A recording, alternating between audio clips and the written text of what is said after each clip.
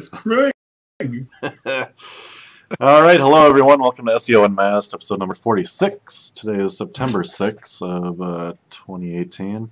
Glad to have you with us as always. I'm Garrett Groff. I'm Steve Brownlee. Hi, I'm Craig. Yes, we have Craig Rhodes with us, everybody. A special guest tonight. Yeah, so usually, Craig, we give you like a minute to just, or whatever, how many ever minutes you want, talk about yourself, what you do. You play Fortnite.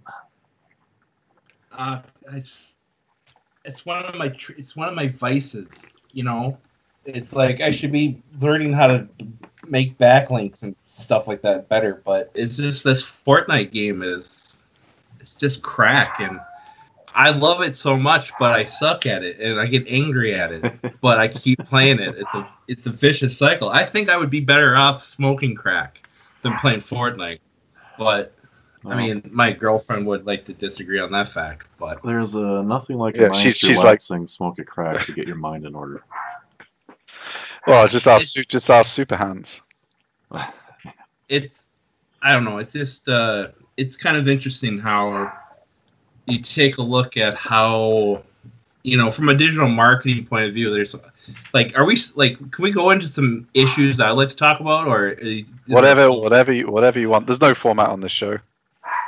So if you take a look, let's just talk about two things, and then we'll get back into your thing. It's that there's two major like marketing things happen this week that if you're a digital marketer is something that you really have to pay attention to. Is that one, you have Fortnite, who it's a very popular game, but it's experiencing a lot of like now the negative stuff is coming out about the game, and that in Germany that regulators are meeting in Germany to talk about how Fortnite and other games are tricking users into paying for loot boxes and modifies of the game. So the thing is that you have a company who never really had to deal with these regulations, and now you see Fortnite going to be somewhat regulated in the EU. And so the thing is that as a digital marketer, you kind of have to kind of perk your ear to that type of stuff, because those type of regulations could easily be dumped onto us rather quickly. And we're not going to be allowed to link to things according to the EU if they pass the wonderful new law they've got. Linking to news stories is going to be illegal. So yeah, it can affect like knock-on effects for, oh, we don't want music piracy, let's ban all links, is the solution the EU comes up with. So it's pretty easy for things to get out of control when you've got a bunch of complete idiots with no accountability to the electorate running things. So yeah, so that's kind of where I'm going to, is that if we have our elected leaders in America fighting really hard to keep net neutrality going, but then on the flip side, start talking about embracements of these regulations, is that what are we trying to truly do? Are we trying to make the net free for everyone? Or are we just kind of, is that a smokescreen for us to put additional regulations on the stuff that we've been accustomed to? And you might say like loot boxes in these games are kind of like not relevant. But if you think of the bigger picture, is that if some of the marketing strategies that we apply, retargeting, aggressive SEO, affiliate blogging, all that type of stuff that we love and makes money and makes our clients money, could easily collapse under these new regulations that might be coming from the European Union. And so the thing is that what's happening to Fortnite should be really concerning to digital marketers, because it's a slippery slope. And once we start bringing in those regulations, we could be really, you know, twisting the tit on the whole digital marketing game. And then on the flip side is that you have Colin Kaepernick and his Nike campaign. Not to get into the whole racial protesting thing, is that, but this is probably one of the greatest examples of advertising, is that someone explained it to me really clearly, and it's not about the protests, it's not about the brutality. It's that Nike has there's two groups, okay. On one group, you have people who have already bought Nike products, but they're older. They're about 30 to 50, and these are the people who mostly pay attention to politics. And then on this group, you have everybody from 10 to 30 who are just becoming consumers. And so the thing is that basically Nike has said, we're done with this group because we pretty much have market saturation and we've already taken most of these people's monies. But if we appeal to this group who have, in the last couple of years, ever since Trump was elected, that this group has become more politically active. This group has become more, they're basic social justice warriors. And so the thing is that you pretty much have said, no, we don't want this money, but now we want this money. And so if you think about it that way, is that the campaign, very political and very, there's already sports stores right now are getting rid of their Nike stuff. But if you look at it from a 100% pure marketing standpoint, it's kind of smart, where you've kind of just said, hey, listen, you new kids who have, more disposable income, we're social justice warriors. Come spend your money with us. And I think it's deliberately fueling the divisiveness and nonsense that's going on in society. I mean, I think going back to like Tiger Woods' days when he broke onto the scene from amateur and American Express handed him $40 million before he swung his first professional golf ball. That's an example to me of clever marketing, because they realized that they had like only, I can't remember the number now, but it was something ridiculous. Like of white doctors, they had like 75% of them had American Express cards. African American doctors, they had like 2%. It was some absurd gap like that. And they realized that they all play golf. So Tiger Woods is an amazing sponsorship, and it had a huge impact for them without pissing off half of their customers. Because, the other half who already had American Express cards don't mind them sponsoring Tiger Woods because they're watching him play golf too on television. Watching him play in the Ryder Cup and spanking up us Europeans when he was still good and stuff like that. I don't know. I'm not a big fan of this kind of stuff, because I think in the long term, it's damaging to the brand. Because what does Nike stand for now? Divisive baiting politics. That's not a. I don't know. Yeah, but the thing is that, one of the chief marketing philosophies is that there's no such thing as bad news when it comes to PR, and so to a point, they've this whole campaign has gone to the super extreme. Don't get me wrong, and we're gonna find out if it actually helps them out in the future. But it's to kind of just sum all this up is that you're seeing is that digital marketing and marketers are starting to get, it's just kind of the climate that we're in right now, is that they're tipping towards being more political. And, it's either, I personally stay away from this. Like the clients I work with, sometimes I just have to have that tough conversation where I say, like, listen, especially coming up, like we have to start, like if you're in the e-commerce business right now, you have to start talking about Black Friday, Cyber Monday, and the holiday season now. And so the thing is that one of the toughest conversations. Not long away now, is it? I mean, a few weeks.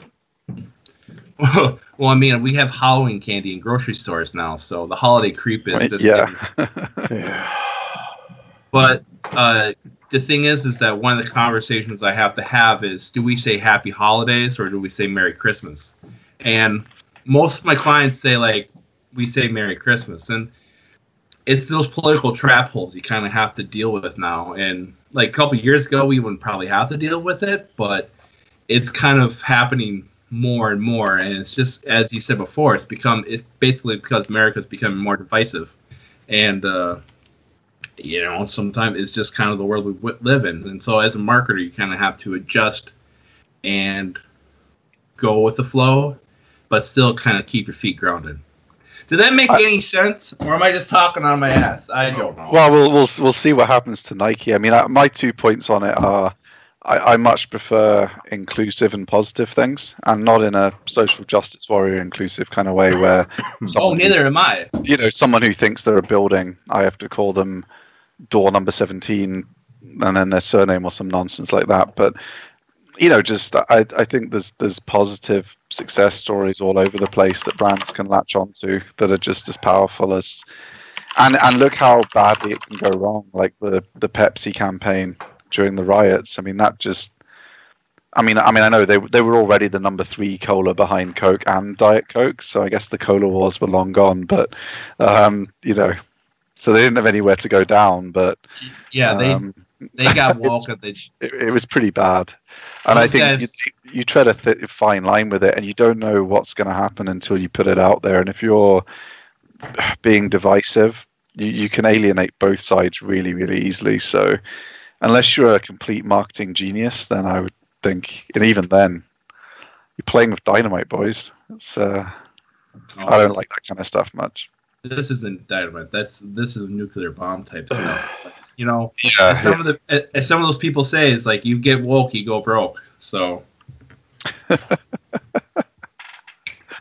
yeah, I don't even know what any of that stuff means. Like we're still like extremely confused over here. What the hell's going on over there most of the time with this stuff? You can't say what. Who? yeah, you guys in England are just, that boat is sinking, isn't it?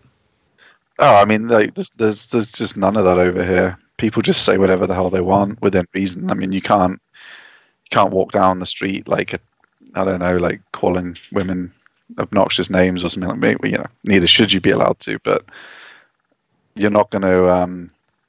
You don't have to worry about correct pronouns for things you don't even understand, and what the hell are they even talking about? Listen, I live in Minnesota. I'm assuming you're a guy. And oh yeah, it's completely safe for me to call you a guy without thinking that, you know, maybe you're a strange-looking woman with a beard with our eyes. Yeah, one of the problems is that I live out in the country, and yet I'm an hour away from the Twin Cities, and it's just amazing how just an hour difference of travel, the culture just shifts. So, because there's some restaurants in Minneapolis where they have a billboard in the front door that says, you know, please don't use pronouns, and you're just like, I'm just here for a burger, and what restaurants are those? I guess I haven't lived down there for a couple of years. Uptown, all of Uptown.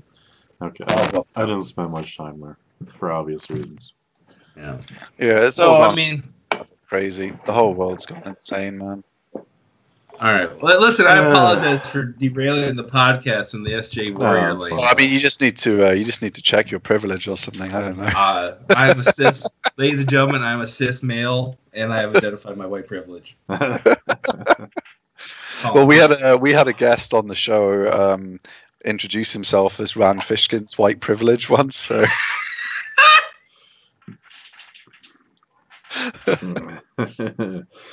Well, anyways, next week, Steve and I will be over in Dublin, Ireland for Learn Inbound. So if you're around, give us a shout. Otherwise, we're at Pubcon in Vegas in October. That's the plan, anyways. Yeah, we're not doing an event at Learn Inbound. We are doing an event almost certainly at Pubcon. We're going to be doing a 24-hour. You can see the new T-shirt design for our charity event, the 24 hours of SEO. Garrett and I stay awake for 24 hours. Vin pretends to take part for about 20 minutes sometime. And Garrett has a toilet break, and the rest of the time he's in bed. So if you want to support Vin getting 24 hours of sleep while Garrett and I get 24 hours of no sleep, it's a great event. Last year we had... Paul Shapiro was fantastic, if confusing, for people like me who don't really, I don't know, I've dipped my toe in that stuff, and then I was like, okay, yeah, I have like 7 years of learning to do, and then Nick Eubanks, that gave me a headache. I enjoyed him putting a shoe on his head, though, so thanks to Mr. Float for donating $500 so Nick Eubank would put his shoe on his head. Once he took the shoe off his head, I got a bit confused with the whole topic modeling stuff, because I'm not the greatest writer when it comes to that kind of stuff, I guess. I think Garrett understands more of it. He'll explain it to me one day. Well, I'm not going to say there's no value in these guys that take it super seriously. However, it's still my big opinion that Google is trying to process language naturally. And if you just have a good writer that knows nothing about SEO, that content tends to rank. I will say maybe it's like 90% as good as these guys that really go into it, or 85%. But I see a lot of diminishing returns of really going that far into depth with it. And you think about like Nick Eubanks' hourly rate, or any of these guys that do this stuff in detail. Like you're taking it from a $200 article from a good writer to like a $10,000 article, right? And then you're multiplying that by 1,000 articles that you need for your big site. You've got to draw the line somewhere at how much analysis you do on every single page, I think. Yeah, and for me, I always argue just throw some more links at it, which is what I do. I mean, more links really helps with stuff. I find that's a pretty good solution to like. Yeah, there is merit to what guys like him do, but it's not my thing, I guess. So. I mean, but I mean, it's like it's a hammer for us. It's our only tool. So like, if someone came to us for divorce counseling, we'd be like, I don't know, could you just give her like 5 more links and see how things bed in? Right. Yeah, just pound the shit out of it with your hammer, and okay, we bent it up a little more. But yeah. Anyways, first on the list here, John Mueller is poking some fun with a nice slap to Search Engine Journal. So they're supposed to have a nice, rapport. They're supposed to be friends. They have an article out about how to scrape Google SERPs and get information from it. Really quick, I found an interesting comment. I'll let you guys talk about it, but this guy named Ian Lurie made a point that, well, Google scrapes everything. That's how Google works. And all of a sudden you're hijacking traffic by using, featured snippets and all this kind of shit. And John Mueller responds with something like, the last time I checked, robots.txt still worked, so I'm taking an implication from him saying that Google actually honors the robots.txt file and will not crawl stuff, supposedly. Oh, they visit it, and then they put it in the index, and then they put, we can't show you the rest of this result because of the robots.txt. So they still put it in the index, and they're still dicks about it. Like, you've blocked robots.txt because you don't want it in the index. But, you better do a couple of extra steps just to make sure Google doesn't put it in. Yeah. And it's such a bullshit argument. Like, like, imagine a world where there's 2 TV channels and one of them's on for 20 minutes a day, and it's called Bing TV, and the other one's Google TV. It's all very well the TV channel saying, oh, yeah, sure, we steal all of your video from your site, but, you can just block us, but then you won't be on TV anymore. So it's such a disingenuous argument on his part. Like, they have all the power. So, of course, they can say, oh, well, if you don't want us to just fuck you over, you can block us, and then we won't fuck you over, but then you won't exist in the internet anymore. Yeah. Like, they are the internet now. Like, how many people do you see just, especially with voice search becoming more popular, the search engine is the internet. There's no URL bar in voice search. There's the search engine that takes you to what you want to go to. And even people, I mean, I've seen older people type like Yahoo Mail into their search bar to go to their old Yahoo Mail account. Like, Google is the internet for people trying to visit a specific site, and they show ads probably for, I wonder if, let me turn my ad blocker off and see if they still, for loads of these searches, they showed ads for like Gmail and stuff like that at the top before. Like, clearly the person doesn't want Gmail, but they showed them anyway. I'm not sure if they still do for that kind of query. Let's turn that off and reload. But yeah, I thought it was so distant. Yeah, they've stopped doing that now. I guess maybe just for me in Europe, though, because of the antitrust thing that they're going through with the European Union. You guys should check as well. I'm pretty sure they still do it here. Yeah, I guess we have very little love for Search Engine Journal on the show. It probably helps that they're getting a few more slaps and a bit more attention. That the former owner of Search Engine Land now works at Google. I'm sure that helps. Helps them have a closer bit of attention to what Search Engine. Is it just me? He sold, yeah. Is it just me, or is it kind of like disingenuous where you go to Search Engine Journal and you read articles about link building, and then you see sponsored posts about link building, but then there's always that one article about how link building's bad. Yeah. And you're just like, You want to like pick a lane here? Yeah. Like what are we doing? They don't care. They just want people to read. And Oh, they have no editorial stance. I mean, I remember when I first joined this industry, one of my first blog posts in the industry was how shocked I was, because I used to be in financial services, how shocked I was at how bad our industry press is. Like in financial services, you've got like the Financial Times, Bloomberg, Fund Strategy Magazine, all this stuff with like industry experts and proper analysis. In SEO, you got a bunch of people that have done like 6 months in the industry writing about how link building's dead for Search Engine Journal because they need some words. Yeah, you read that article about how link building's dead, but right under it is a free trial of the Hoff link building services. And you're just like, what? Hey man, don't knock the Hoff. They tell you exactly what you're going to get. They're very clear in their marketing that what you're going to get from them.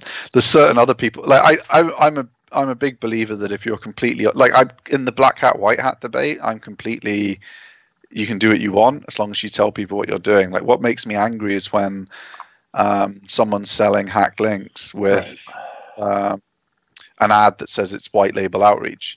Like the Hoth saying we're going to do this thing that tricks Google. Like I watched one of their videos and it's really clever marketing. They show you how it's going to look like a viral piece of content and they're going to manipulate everything. And so you know that what you're getting isn't for that product anyway. I don't follow all of their products obviously, but for that product anyway, you knew what you were getting was not going to be a white hat product. It was an attempt to trick Google into thinking something had gone viral. Whereas if you're selling a hacked link as a white hat outreach link, then you're just a piece of shit that's deceiving people. And it's even worse if you're selling it to a client when you're supposed to be the consultant and you're just too lazy or you don't care or you want to make that extra margin by selling the cheapest thing you can buy. I think I also kind of want to bring up an issue is that USA Today is purchasing a lot of if you take a look at what USA Today has done in the last 2 months is that they have acquired a good chunk of newspapers in northern Minnesota. They've acquired a good chunk of partnerships. You know, we all know what that means. Montana and Wyoming. So the thing is that you used to see like really beautiful, great-looking newspaper sites for local papers, but now it's kind of collapsed into the whole. Hey, here's an article locally, but guess what? 5 pictures of Burt Reynolds before he died. And you're just like, is this rest in peace, Burt Reynolds. Rest in peace, Burt. Smokey chased the bandit from coast to coast, eh? What a film. What a film. But the thing is that it's kind of disingenuous how, you know, you see this kind of evading local news sites where, especially in today's environment where we're supposed to be like, oh, it's fake news and all that type of stuff. But, you know, can we agree or disagree that basically these local news sites are starting to just be big link farms? Well, there's no budget for the journalism anymore locally. Like the days of Ron Burgundy are long gone, where, you know, local news teams would go out and try and no one's prepared to pay for it, and advertising revenue's drying up. So filling in, we'll do a few local stories and then we'll run whatever USA Today is running in between. Is kind of the model. And for those of you, I guess those of you in the US maybe wouldn't even have seen the story when it broke, but one of our big flower delivery companies over here, they did paid placements as editorial content to get links in every single local paper in the UK, basically. And Google reset all of their page rank to 0 with the expected impact on their traffic and rankings that would have as a punishment. So I mean, it just shows how short of money they are. I mean, you know, they were taking £200-300 a link from a flower company just to get a bit of extra cash coming in, and that was 8 years ago, 7 years ago, something like that. So the death had all. I mean, it's dead here now. Local news is long gone, and you guys, there were some bigger companies that's still doing local news. It's a much bigger country, but you know, so you're 15 years behind the trend, but local news dying is unfortunately... local news here every night is pretty much weather, Sports. Yeah, sports, and then like a couple of filler pieces about how someone died, and then something about the police, and then pretty much the news is over. Cool. That sounds pretty Nothing deep. or if you're Minnesotan, like last week was the state fair. It's like the entire segment's about the state fair. Or Well, there's nothing like a good 15-minute segment about something you could have gone to if you wanted to see it. right. There were so many segments on corn dogs that you're just like, we get it. Thank you. Yeah, it's like, who gives a fuck? Is that what it's really like at these state fairs? I didn't know if that like stereotype was true. So like the Minnesota State Fair is definitely all about food and food and beer. Yeah, so if you turn on the local news in Minnesota, like in the last couple of weeks, it's like 7 people dead in Houston. Hey, by the way, we're out at the donut place. Let's check in. You're just like, wow, what a nice tone shift. Yeah. And that was pretty much like the last 2 weeks. It's like news story and then the fatty food of the day. And it's not like even the news story was related to anything in Minnesota. It's always like, oh, what's going on in Chicago? They never investigate anything in Minnesota. Yeah. Like, here's another story about Trump. And by the way, Yeah. let's go out to the pork station. Mm-hmm. Yeah. Yeah, let's go eat a pork chop on a stick for 5 minutes and talk about that. Yeah. But I mean, if these guys aren't happy with Google fucking up their revenue and taking all their stories and syndicating them, they could just update their robots.txt and disappear from Google, and they'd stop doing it. I mean, supposedly. Yeah, I mean, I don't know what their problem is. All these news sites moaning that, I mean, such a simple solution. Thanks, John. I mean, I'm sure no one had thought of that at these news sites. That if they didn't want Google fucking them over, they could just no index themselves. I mean, fuck. I mean, such a simple solution. Sometimes it's right in front of your eyes, guys, and you just don't see it. Yeah. I mean, I'm going to no index all of our sites now because clearly that's going to make us a lot more money. Yeah. Anyways, so our buddy, I don't know if Garrett French actually wrote this over at Citation Labs, but next on the list of the news, prospecting for blogs using autocomplete suggestions. Typically when I used to be running scrapes, I would look at autocomplete suggestions for stuff if I needed to run scrapes for link building with shit that I didn't really know much about, and I could figure out what people wanted to know about that subject. Like, let's say, well, you're doing it by proxy if you use Ubersuggest, aren't you? Because that's just like an autocomplete scraper. So I think a lot of people are doing this anyway without realizing that they're doing it. But apparently, I guess I don't look around in Link Prospector much anymore, but apparently he does have a mass autocomplete scraper within the tool that we've spent a lot of money on. So that may be something we have to tell. Yeah, I think we give him like, I don't know how much we give him a year. Thousands of dollars anyway. But, it's something for link building. If you're... A lot of, I guess a lot of people probably don't do link building like us, but when I'm scraping for sites that I might want to contact to negotiate a link building opportunity or whatever, let's say we're talking about, I don't know, feminine products because I know nothing about them really other than the basics. I might start typing in, like, how do you use a tampon? Or, I don't know, and that's going to give me a bunch of new ideas on what women may be looking for, because I have no clue. And the autocomplete thing is a huge way to learn really quick, and then you can dump those queries into a scrape, and bam, really quick and easy way to scrape a bunch of websites that are already talking about. Did you just get sent to the store like 10 minutes before the show No. or something? Whoa, no. What the hell's that in your head? I don't know why it pops in my head, but I guess for a lot of men that would make sense. For women, I don't know. Something you don't know about men. I don't know. Beard trimming. I imagine most women don't deal with beard trimming on a day-to-day basis. So it's, I mean, not to assume Craig's gender again, but no, I'm a transgender vegan that owns a bakery that only cooks gluten-free muffins. I make non-meat hot dogs. Oh, yeah, but, I don't know if Gary French actually wrote this article or not, or one of his staff members did, but it gave you some good ideas, not just for using the autocomplete stuff, but how to approach using Google to come up with link prospecting ideas and, put your feet in the shoes of others. And, I might type in how often should you use beard oil, but maybe Steve is going to be typing in, like,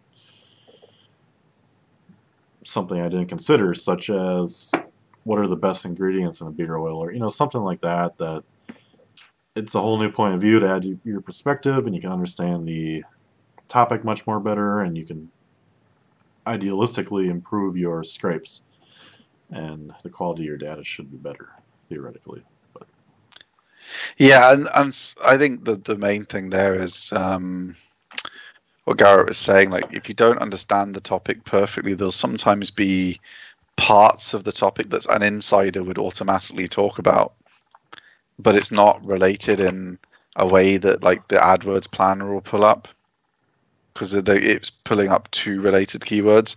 Like it's conceptually quite different, and you don't think it's related, but it really is the same thing, and it's something that people are going to be searching for in volume. And that's kind of why I like the keyword tool on SERPWoo, because you put the keyword in that you want, and it doesn't just give you it doesn't try and figure out like from traffic and the AdWords data and all this kind of stuff or autocomplete what the keywords are. It just literally looks at all the pages that come up for that keyword and the related keyword it comes up with using those other ways, and sees what else they rank for. So if just one of those sites has put something really clever on their page that no one else has thought of, you can sometimes get that insight from the SERPWoo scraper. I haven't found it gives you anywhere near enough volume. They're improving it all the time, though. When I haven't tried it in the last few months, so I'll have to give it another whirl. But what I found when I did try it was it wasn't giving me enough volume to really like plan out a whole site. You had to do loads of other research as well. But sometimes it would turn something up that like none of the other tools came up with. Yeah. I wonder, does Google Docs still do that weird sets thing where you could put in like 5 phrases and then you could do the drag down and it would use Google's machine learning algorithm to give you other related things? Because I wrote about that in a post. I can't even remember how it works. It's been so long since let me see if I can find it. Just quickly look it up. Of course, the guy that I wrote it for sold his site, so my post is no longer online. But yeah, Google Docs sets on the spreadsheet. Try it out, see if it still works. You got some really bizarre connected things on that were quite interesting sometimes when you're doing your keyword research. That was pretty cool. I mean, I don't know what you'd get if you put in a load of tampon related stuff, but Garrett can try that out later. Yeah, I suppose, why not? Yeah, we can give her a shot. Oh, anyways, we got another person out there saying Google AMP can go to hell, like the rest of us are. Yeah, screw AMP. I think what he was really getting annoyed at was the latest moves to try and push publishers into, look, we're dicking around with AMP so much. It's like a major hassle for you guys to keep up. But do you know what would be a really simple solution is, instead of building your main site, like why don't you just build your site in AMP? Sorry. So they're trying to take over the whole web. Basically, they're going to be the cache, they're going to be the server, they're going to be everything for everyone. Like that's seriously their solution to. They've made it almost impossible to do what they want you to do in AMP because they keep changing it and keep adding to the requirements. So, just forget about doing that normal website thing. Just just worry about complying with AMP and save yourself the budget from having a real website. Which is just kind of bullshit. It's like, screw you, Google. We're not doing that. One of the confusing things that I always take a look at is that on one side of the coin you have Google AMP, but on the other side you have no one seems to be talking about how Facebook has changed some of the regulations and coding required for instant articles. And I don't know if it's because no one really uses it, but Facebook seems to be forcing more publishers, especially with all this Senate stuff, that I've seen like several emails from Facebook for some of my accounts where they're they really can't say, but they're like, hey, have you ever thought about, putting some instant article code because your website qualifies? And you're just like, what? It's just like, I got the impression that kind of died. Like the publishers tried it and it cost them so much money they all ditched it. Yeah, and that's what I thought too. But it's just I think it's ramping up more. I think they're trying to bring it back, and no one seems to be talking about it. I just was wondering, like, kind of interesting. I mean, I think Facebook's biggest challenge is they're becoming, I don't know, like people, like they've maintained their success by buying Instagram and things like that. They haven't really innovated on the Facebook platform for a long time, and you wonder where they're going. Yeah, I think their whole plan on putting resources into content versus improvement is one of the reasons it's kind of backfiring on them. Is that this system is so old, and there was an article a couple days ago about how we'll talk more about this in my little Facebook ad. Yeah. We won't spoil your main segment. Yeah, but it's different, but it's kind of needed. So I'll let you guys keep going. I love these articles. I was a big fan of this podcast personally. Oh, awesome. Excellent. Oh, next up on the list, our boy Barry Schwartz over at the Roundtable was covering. Everyone knows new Google Search Console has been rolling out slowly. They've finally integrated the manual actions shit, which is nice to have if you got to worry about that, I guess. So it's all in one spot, and it seems like it's a little more detailed, or it's going to be a little more detailed than in the past, when if you did get a manual action, the reviewer might give you a couple sentences.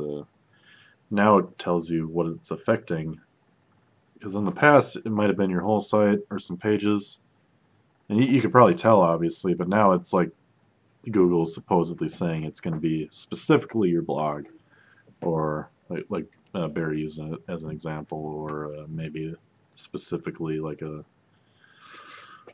e-commerce page that you built a bunch of shitty links to and they caught you or something. I don't know. Manual actions are definitely back, though. Yes. There was a period where manual actions were, I mean, I'm sure the numbers were still substantial, but they weren't affecting anyone normal. I've seen some fairly normal sites that have just been doing some really minor stuff, like a little bit of page rank sculpting, like a few no follow items in their menu and stuff like that, like really minor shit that you could do by mistake, or you could have just left for 10 years, like from the old days for PageRank. That kind of stuff you're starting to see people get picked up on manual penalties for, again, which is definitely something that had stopped at scale. But we're in so many groups and so many chats, and there was a period of about 3 years where I don't think I saw one discussion about a manual penalty that didn't involve obvious web spam. Like, yeah, I did a bunch of hack link shit, and now I've got a penalty kind of stuff. That was, now we're seeing really normal people that have done fairly minor stuff. I mean, I'm sure still against the guidelines or whatever, like you're not meant to do PageRank sculpting. Matt Cutts told us a long time ago, and that tells you it was a long time ago because he's been gone for a while now. But really fairly minor stuff, people are starting to talk up about penalties in groups now. So manual penalties are definitely back. I wouldn't say in a big way, but they're definitely starting to come back now. So the post Matt Cutts holiday is, I guess, officially over on the manual penalty side. So I guess this will be a very useful tool for people to navigate that, because they're quite easy to get out of if you're prepared to change your ways and stop page ramp sculpting or whatever it was you were doing. Having the information obviously just makes it easier for you to comply with whatever it is you've done wrong. So it's a good feature. I think generally with Webmaster Tools and stuff over time, I know people have given them a lot of stick because the data's not bang on, there's a time lag, sometimes it breaks. But I think in general terms, considering no one pays them anything for it, it's never been anything other than pretty useful. Yeah. So I think they do a good job of that, and you compare it to what other people are doing. It's a fairly competitive Webmasters Tools package. I think seems pretty fine to me. One thing I want to say was, you remember last month or maybe a little bit longer than that, all the Black Hat people were freaking out that they lost their ability to request indexing. Oh, yeah. I said within every Google Webmaster account I have, I can still request indexing. And now, at the end of this article Barry has, I haven't looked, but you can, once again, they have a new request indexing tool. Like, mine never disappeared. I was able to use it. I could use it, and it's still there in the old Webmaster Tools. Well, we had a client who changed one of their pages. Like, they completely rewrote it, and it disappeared from the index. And we couldn't see any reason why it would be de-indexed. So Garrett said, has he tried banging it in the re-index thing? So I said to him, give that a go. Some people haven't got it anymore, and obviously he had it as well. Banged it in, and I think about 14 seconds later, it was back ranking number 2 in the rankings again. So I mean, I don't know why they all lost their. I guess if you're on a Black Hat forum and everyone has other features that's taken what I away was from going them, to say. you have to. The only thing I could think of was, you have the domain in Webmaster Tools, and they know what you're up to. Well, I mean, how many people submit a reindex request for every single page they publish? I mean, I imagine Google's like, this account is taking the piss. If I'm getting 50,000 reindex requests a month, I mean, all I do is normal people submit one if a page goes wrong.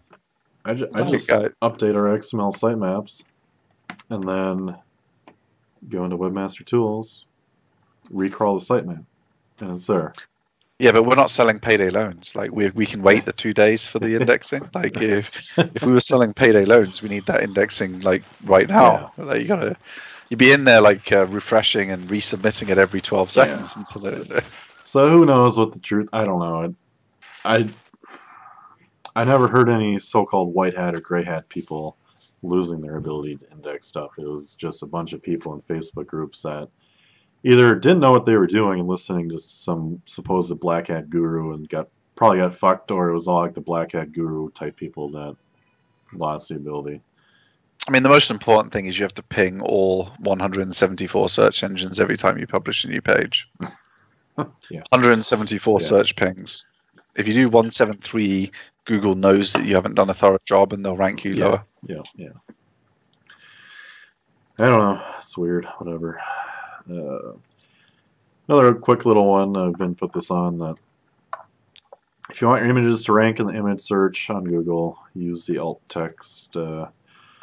Google's machine learning is getting more advanced, but it still needs a little help to decipher what an image is about, and alt text is the easiest way. More importantly, if an image fails to load on your site, you should have alt text, because then a user could know what that image was supposed to be, even though they probably wouldn't care. Yeah. For the like the screen readers and stuff, it's pretty important to have the alt text in there and stuff like that. Yeah. Like, it tells them where your logo is, what your company name is. I mean, because you don't have text for your company name anymore on a website. Like, it's just the logo. Like, in the old days, you used to put the writing there too and shove it off the screen by 2,000 pixels and stuff like that. All those old CSS tricks. Now you just have the logo and the alt text. So for the screen reader, it's like they come to the Reach Creator site. It's not going to read anything from our logo unless we've got alt text, which I'm not even sure we do. Our site is very SEO de-optimized, but it's starting to rank for some stuff now, so I feel like I should give that some attention. Garrett, when we get back from the conference in October, nag me to do that, because I haven't looked at it enough. Okay. We never used to rank for anything or do any like promotion of the website other than people just coming to it because of the brand. But it's like what's the saying about a cobbler's kids will have no shoes or something? Like that's I have no idea. We would totally. Well, it's just like if you do something for a job, you do it shit for yourself. Like financial advisors are always poor and that kind of, or I know it's financial advisors always have bad credit and things like that because they making their clients millions and then they go and just like drink champagne on their American Express card and forget to pay the bill and run up a huge debt portfolio themselves. It's just the kind of like when you do it yourself, you're shit at doing it. Yeah. When you actually have to do it for your own site. So we should pay more attention to that. But yeah, alt texts are pretty important. And I think as well, after the disaster they had with their attempt to do away with alt text and interpreting what images were, and people typed in like gorilla and it returned racially insensitive selections for what Google thought that meant. I feel like they've had some pretty bad experiments of turning off reliance on alt text. So I think they're going to continue to use that as a signal, even as they try and tune up their machine learning, because I don't think they've got a lot of appetite for too many more of those unhelpful PR situations, to say the least. Rightly so, of course. I mean, you shouldn't have an image search returning ridiculous things like that if you're doing 90% of the image searches on the web. So they're a little bit adventurous with how I think Google drinks their own Kool-Aid though. Like I genuinely think they're like the machine learning geniuses of the world, and then they just switch it on. Oh, we've tested it a bit. It knows that this is a phone. Oh, that's good enough. Let's rip it up. And then it starts analyzing some images completely incorrectly. Yeah. Yeah, we'll see what happens in the next few years. I don't know. I think we got another JohnMueller article. yeah. I don't know. I think Vin put this in there because we've been talking about date sampling articles a lot lately. A lot, yeah. It's not really like it's any valuable information here. John's just like, why not put a date on it? I kind of want to say that people in the search community appreciate when something is published, but I don't necessarily agree that the general population gives a fuck when the article they're reading was published. I don't know. Like, I think imagine someone who's just like a regular traveler who's trying to like game the air miles system as much as they can. So they're searching for, best air miles tips. Okay, if they see that they want to see if this is a 2013 article that has the totally out of date Amex deals or if it's the current one. I think there's I think the search public, people are better than they used to be at figuring out what they should read. And so I think the date is useful. And I think if you're going to update even if it's a piece of evergreen content, if you're going to keep updating it anyway and keeping it evergreen and keeping it up to date, why not have your freshest updated date every time anyway and show people that you've given it some love a couple of weeks ago instead of just no date or the original date in 2015 or something? I think people... It'd be interesting to see the click-through data. I would imagine people click... If the first and second results are wildly apart in date on a topic like air miles or something, I would imagine the number 2 gets clicked all the time, even if the number 1 site's a beast. And eventually Google will swap them around. So updating your article and your dates, I think, makes sense. And some of the tests that we talked about in the previous show where you can just change the date, not that I'm suggesting anyone should do that because Google will figure that out soon enough. But you should obviously refresh your content and add some new stuff when you change the date. But just changing the date works currently, probably not for long. But so Google's obviously aware that people want fresher dates for more queries than in the past. So Vin's not here, but he talked on the show about how he systematically just always is updating his content. He's going back, deleting paragraphs, adding hundreds of words, freshening. and it's just a systematic thing to go back 6 months later and update articles and when he does it, they get a bump because it's improved because he's seen what it's ranked for, seen gaps that it's not ranked for, so he's able to go back and add content for the keywords that it's not performing for. But also because he's updated it and actually added some value, he can change the date and that makes it fresher, so he gets a boost on that as well. And I think there's a lot of I don't know, paranoia that Google's lying to us all the time. I think they lie very infrequently. The worst you can accuse them of is lying by omission. They give some very obtuse answers to things when they don't want to give the real answer, or the person being asked doesn't know the real answer. I think it's quite rare that they're caught in I don't know of any examples where they've been caught in an absolute lie that wasn't quickly corrected afterwards. Like the examples that we spoke about on the previous John Mueller incident, where he was called out, extremely inappropriately, and I won't get into that again. But when he was called out, the mistakes he'd made, he corrected on Twitter within a day or two of making the original mistake. He looked into it some more, spoke to some people in the correct team, and came back and said, just to correct what I said, that so much like the New York Times or whatever would correct an article. So I think that it's quite rare that they're on the record with a straight up lie, if at all. I don't know any examples, so I would say probably never. Definitely never Matt Cutts. Like, he would deliberately not answer things, sure, but he never straight up lied.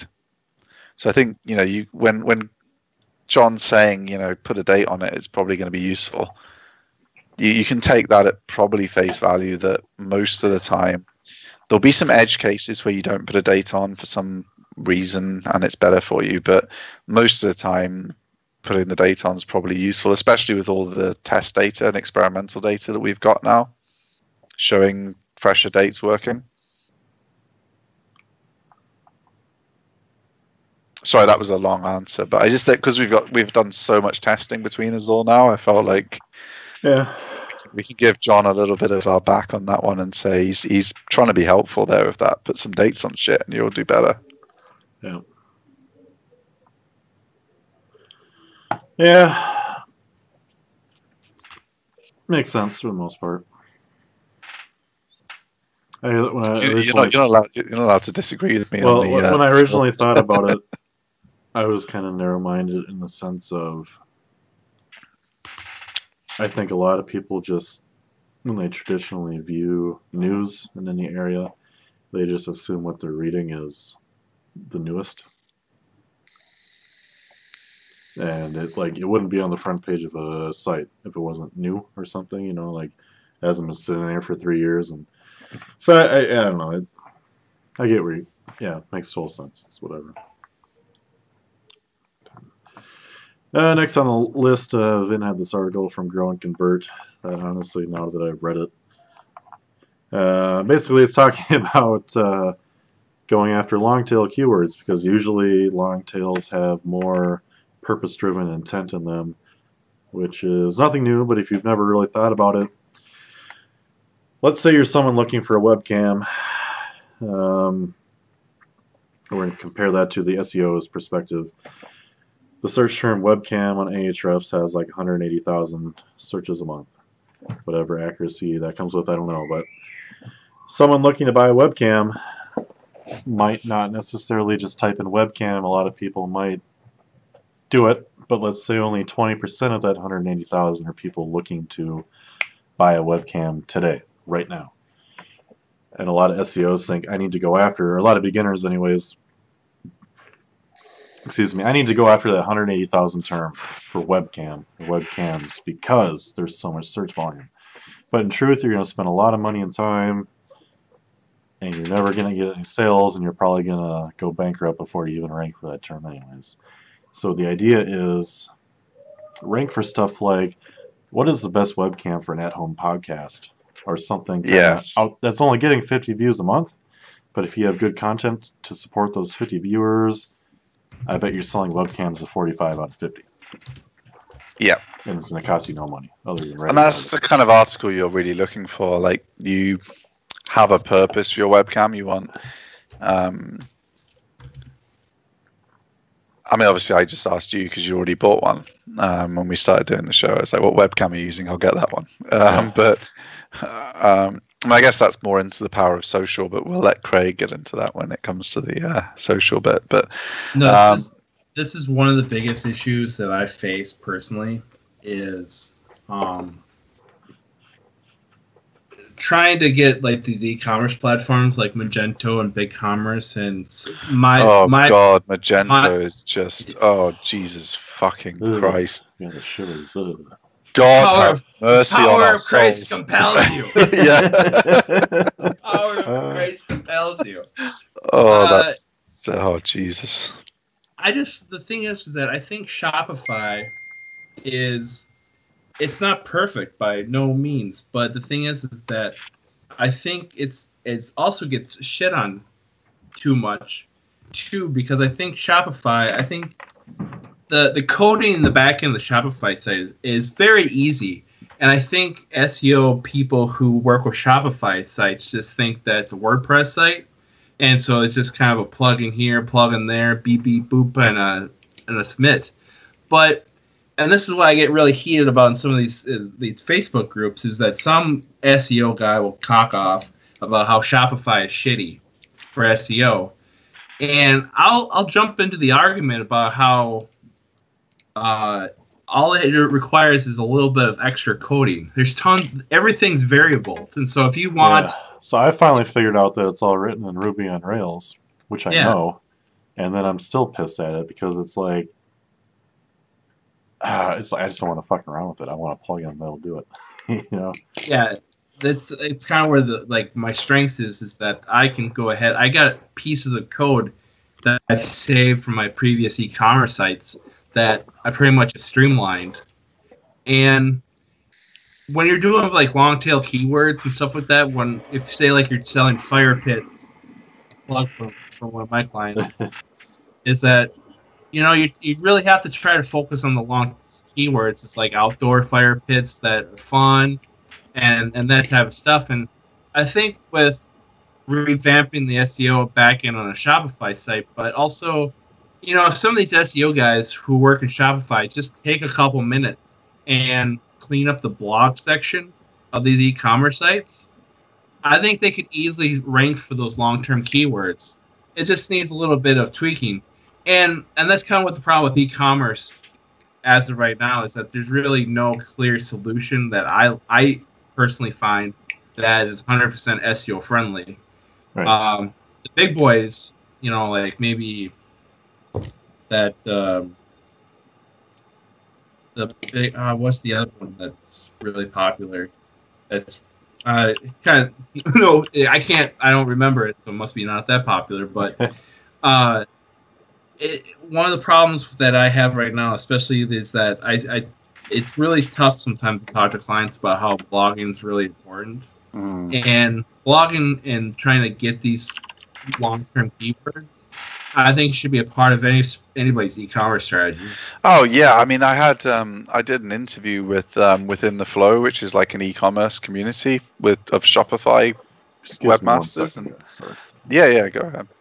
And one of the questions I was asked on the interview was, so e-commerce stores usually don't have a lot of content. What strengths can an e-commerce store leverage other than their content to rank on Google? And my answer was, not having lots of content is pretty fucking stupid. You've got to have content. I mean, how are you going to get any of those long tail searches? People want information. So say you're, I don't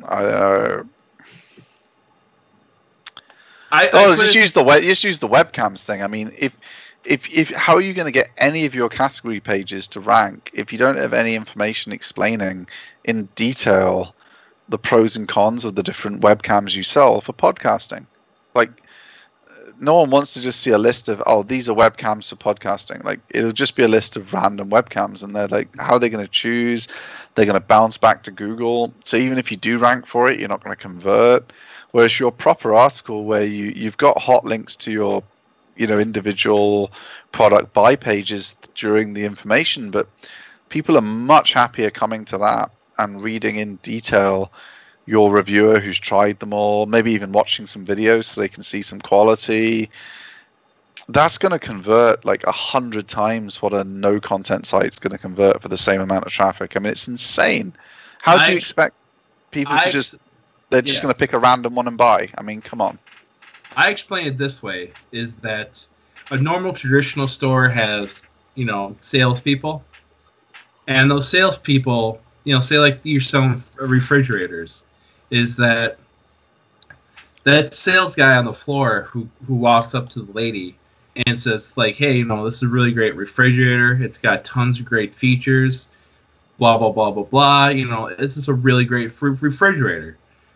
I tell some of the e-commerce clients is that your blog posts, your pieces of content are your salespeople, and that those articles are the ones talking about how great this product is. And even though you can have a really great description in your product page, is that we still have to follow traditional rules of sales funnel. Is that we need to educate people about the product and then sell them. And so using long-term keywords and having a solid content strategy, especially just putting those extra blog articles on the front page of your e-commerce site and just talking about your products, you don't need to be, this doesn't need to be a manifesto. It's just a couple paragraphs about how your newest product is awesome. And I mean, you're just pouring gas in the fire, because not only would you have the piece of content on the front page, but you also have the product page itself. Plus you have, maybe a top 10 list you can work into it. And so all three of those pieces can work together. And I just think that like people who are in e-commerce, they just don't quite get that yet. And I think that's where Amazon got so much success, was basically they kind of did that. They really worked on trying to get content together. And I think if you follow that type of philosophy, you could really conquer a lot of long-term keywords, and especially with SEO and how search engines are evolving, especially with voice search, is that you're going to have to embrace the long-term keyword now rather than later. Yeah, because like someone's just going to say, I don't think Alexa can answer this yet. I mean, correct me if I'm wrong. I mean, obviously they're playing around with it a lot, but people are going to be saying really soon, Alexa, what's the best webcam for podcasting? And Alexa's going to suggest 2 or 3, and then it's to say, would you like to hear some more reviews about whichever one ranks number 1? Yeah, and you'll say yes, and it will read you some reviews, and then you'll be like, and it will say, would you like to hear some reviews about 2? People preferred 2 because of, and it will understand all of the user-generated content, and it will give you some context. It'll be like, people preferred 2 because although the audio wasn't quite as good as 1, the picture worked better in dark lighting situations. And would you like to hear some reviews on that? And you'll hear some, and then you'll be like, would you like to buy 2 or 1? And you'll just be like 1, and you'll buy it. And if you've got, that's obviously just the voice search world, and Amazon's going to have a huge advantage in that space because of the amount of user-generated content they've got. But in the old-fashioned world of just straight-up search, the user wants the same information that you would want in a conversation. Like if someone's tried out 10 different products and they've decided, oh, this is the one I wanted to get, you want to know why they didn't want to. Because you trust your friend to give you a good recommendation, but you want to hear his reasoning or her reasoning.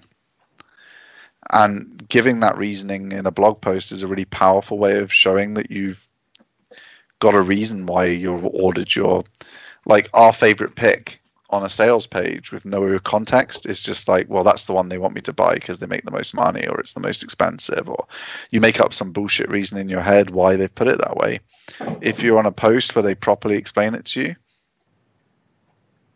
you trust them a little bit more. Like, you still know you're being sold to, but it's human nature. Just you've been given him more information, so you just like, oh yeah, that sounds plausible. Yeah, I'll buy number 2. The crazy thing is that some of your listeners and people who are watching this are probably saying like, that's total bullshit.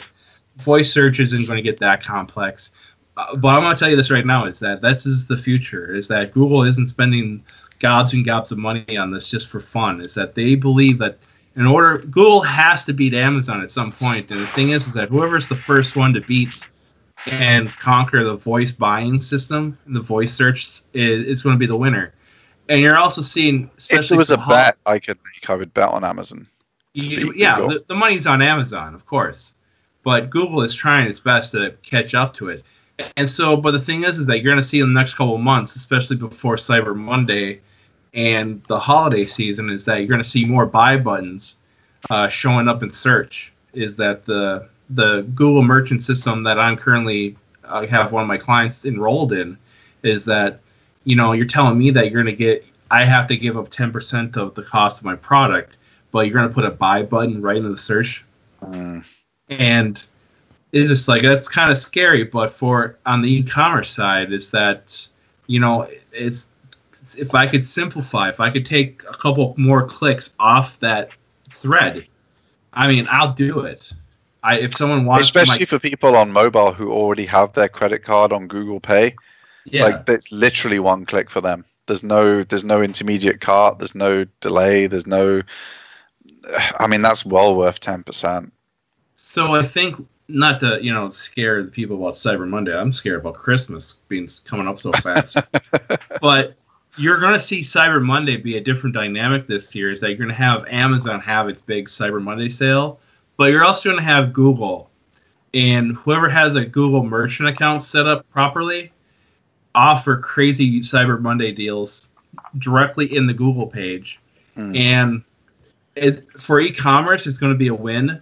For consumers, it's going to be a win. But who I really think is going to be affected is the brick and mortar stores, because, I mean, it's getting to a point where it's like, why even bother leaving the house? Especially here in Minnesota. I mean, Amazon has purchased land in Anoka, which is in the northern part of the suburbs from Minneapolis. They've also purchased land in the St. Cloud area. There's rumors of one in southern Minnesota. So Amazon is trying to build its one-day Prime circle as large as it possibly can, especially in my state of Minnesota.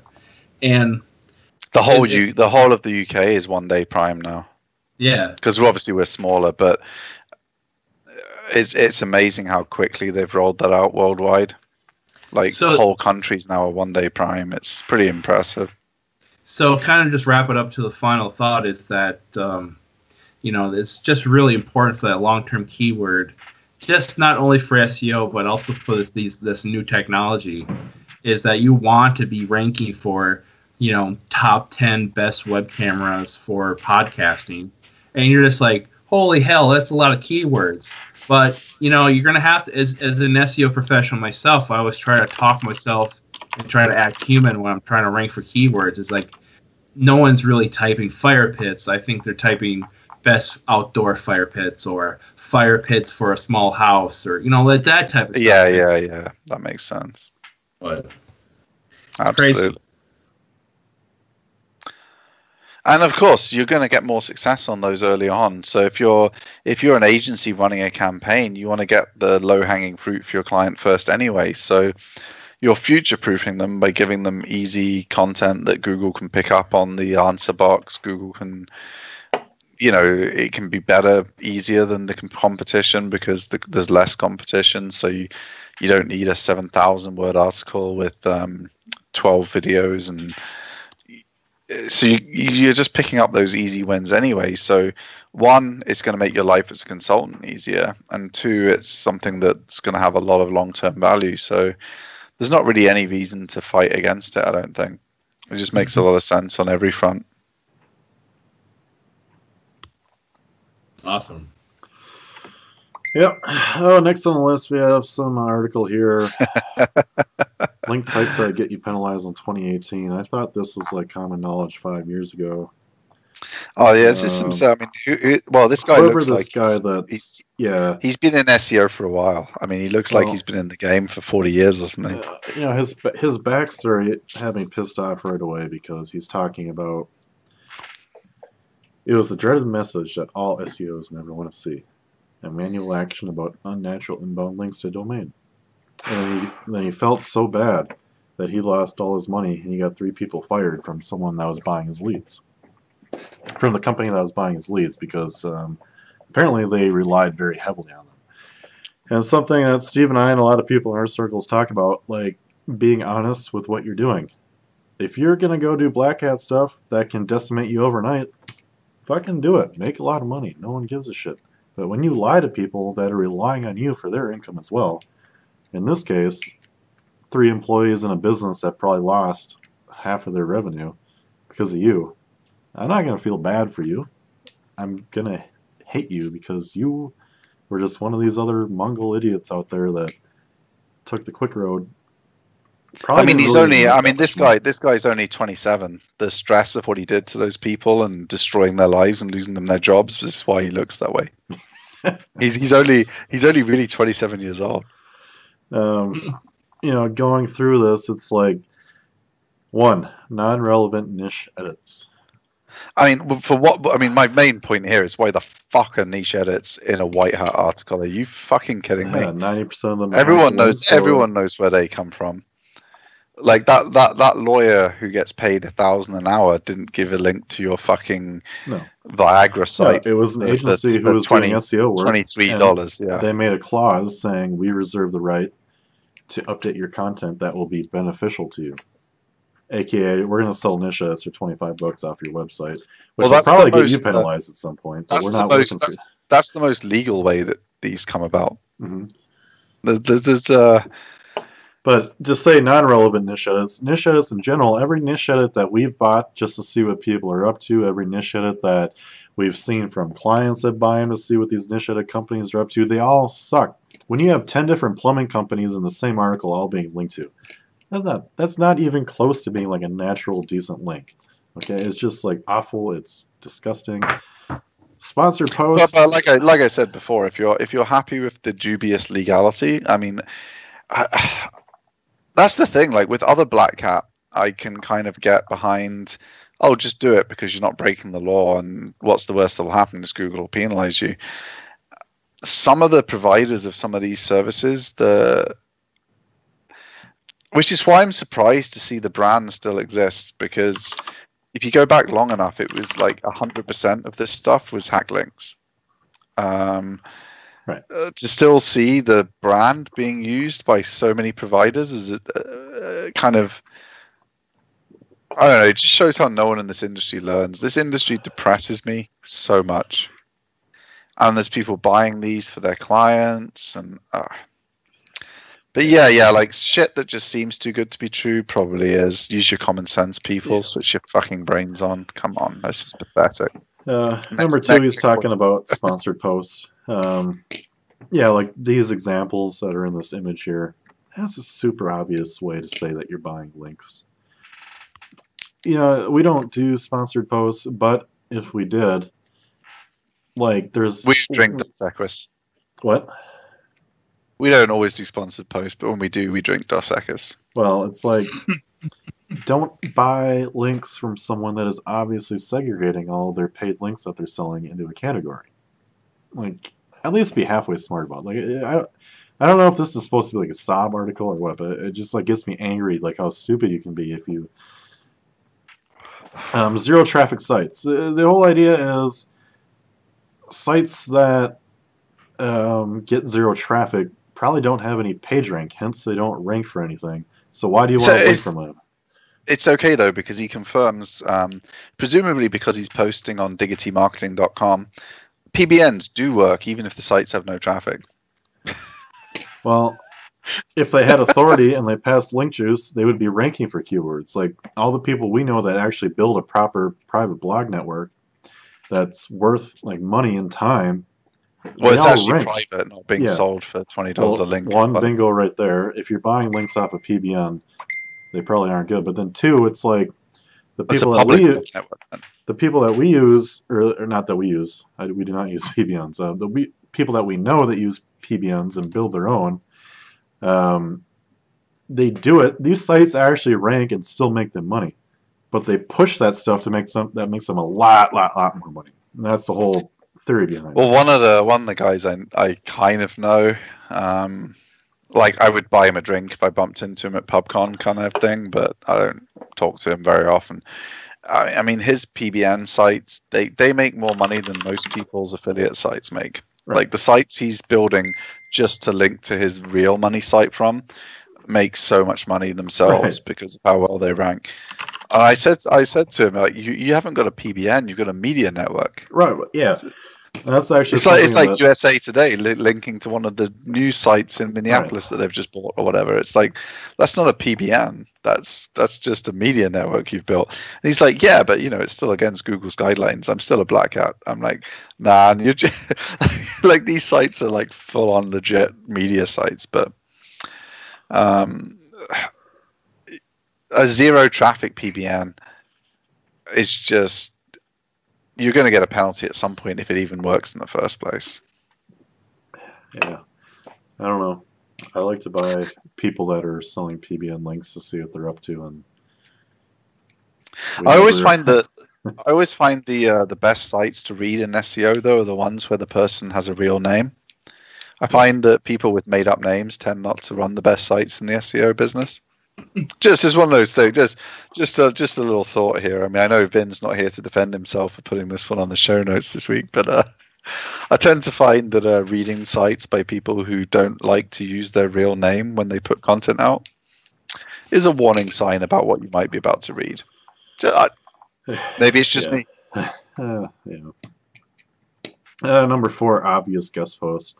People have been actually sharing this article around this week on Facebook, and I made a comment as nobody remembered the great guest post update of 2013. Or when it was around there, wasn't it, Steve? 2014. Yeah. If you want to know exactly when it was, look for Matt Kutz's My Blog Guest tweet and Sarah Smarty's reply. If you're buying links that blatantly say guest posts on them, like this guy is saying, like there was a core algorithmic update that filters those links for like the past 5 years. All right, like you're gonna get one these days they're not gonna be worth anything, and two, and if you go and build 200 of them, you're gonna get a manual penalty.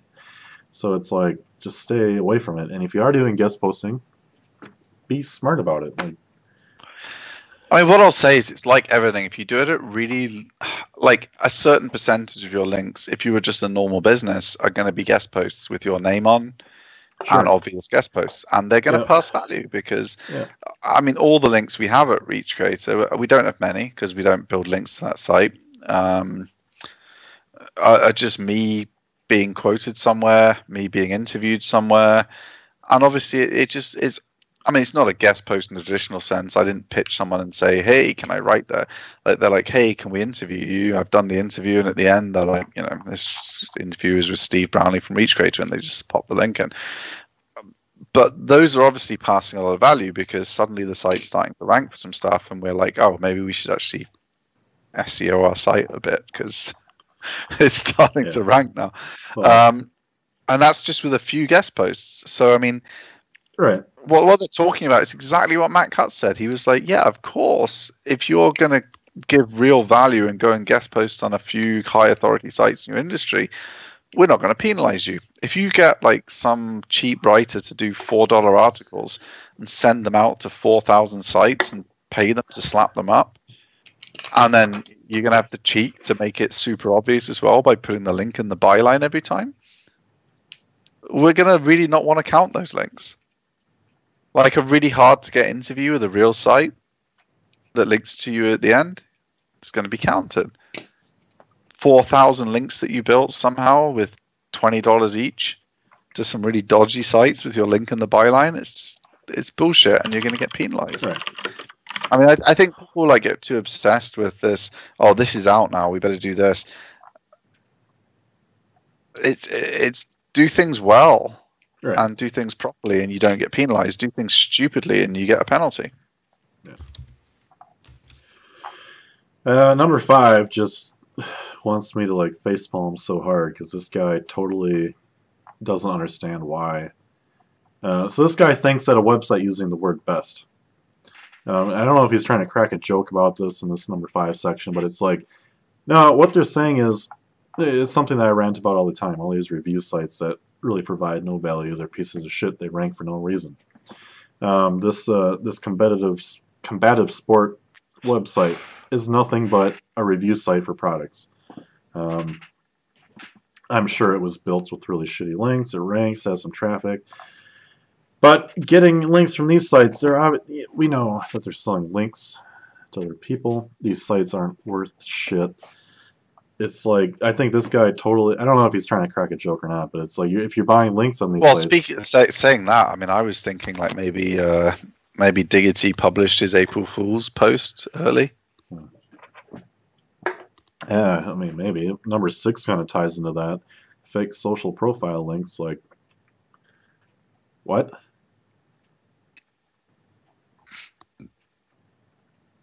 I don't know. I know there's a huge argument that a lot of people seem to think you can build like 10 million Twitter links or Instagram links to a site and it'll rank. But this still here is like, oh, a sociable.co link got me penalized. Well, what the fuck is this site anyway? I mean, Jesus Christ. I mean, we spoke about it before because I know Vin's a big believer in building out social profiles, and we did that little analysis where we looked at sites that were doing better. And there's definitely a thing where if you have a site that has no social presence at all, we saw like a slight lower performance compared with sites that had the main networks covered. And I think that makes sense because anyone building a real business isn't going to like not have like right. You're selling products that are visual and you don't have a Pinterest, you don't have an Instagram, you don't have a Facebook, you don't have anything. Sure, you'd have at least a couple of social networks on there because you're selling a product. Why would you have nothing? So I totally get why Google would look at that, but the idea that anyone would think the Sociable was a good place to have a presence is yeah, I don't even know what to say about number that. 7, we could be in April Fool's talking about 301s. This guy's trying to say that, okay, the original, we're talking about 301ing a site to another site to pass the link juice to the new site. The original domain was about a specific food festival at a town in the Republic of Ireland. The domain was redirecting to a domain about kitchenware, which is aimed at a U.S. audience. The really worrying thing here is that there didn't appear to be anything wrong with the domain other than it was slightly off topic. Now, just slightly. I'm going to guess I could pull my whole forced relevancy thing, and I could say, yep, I'm going to 301 that domain to my kitchenware site, but I'm going to 301 it page for page.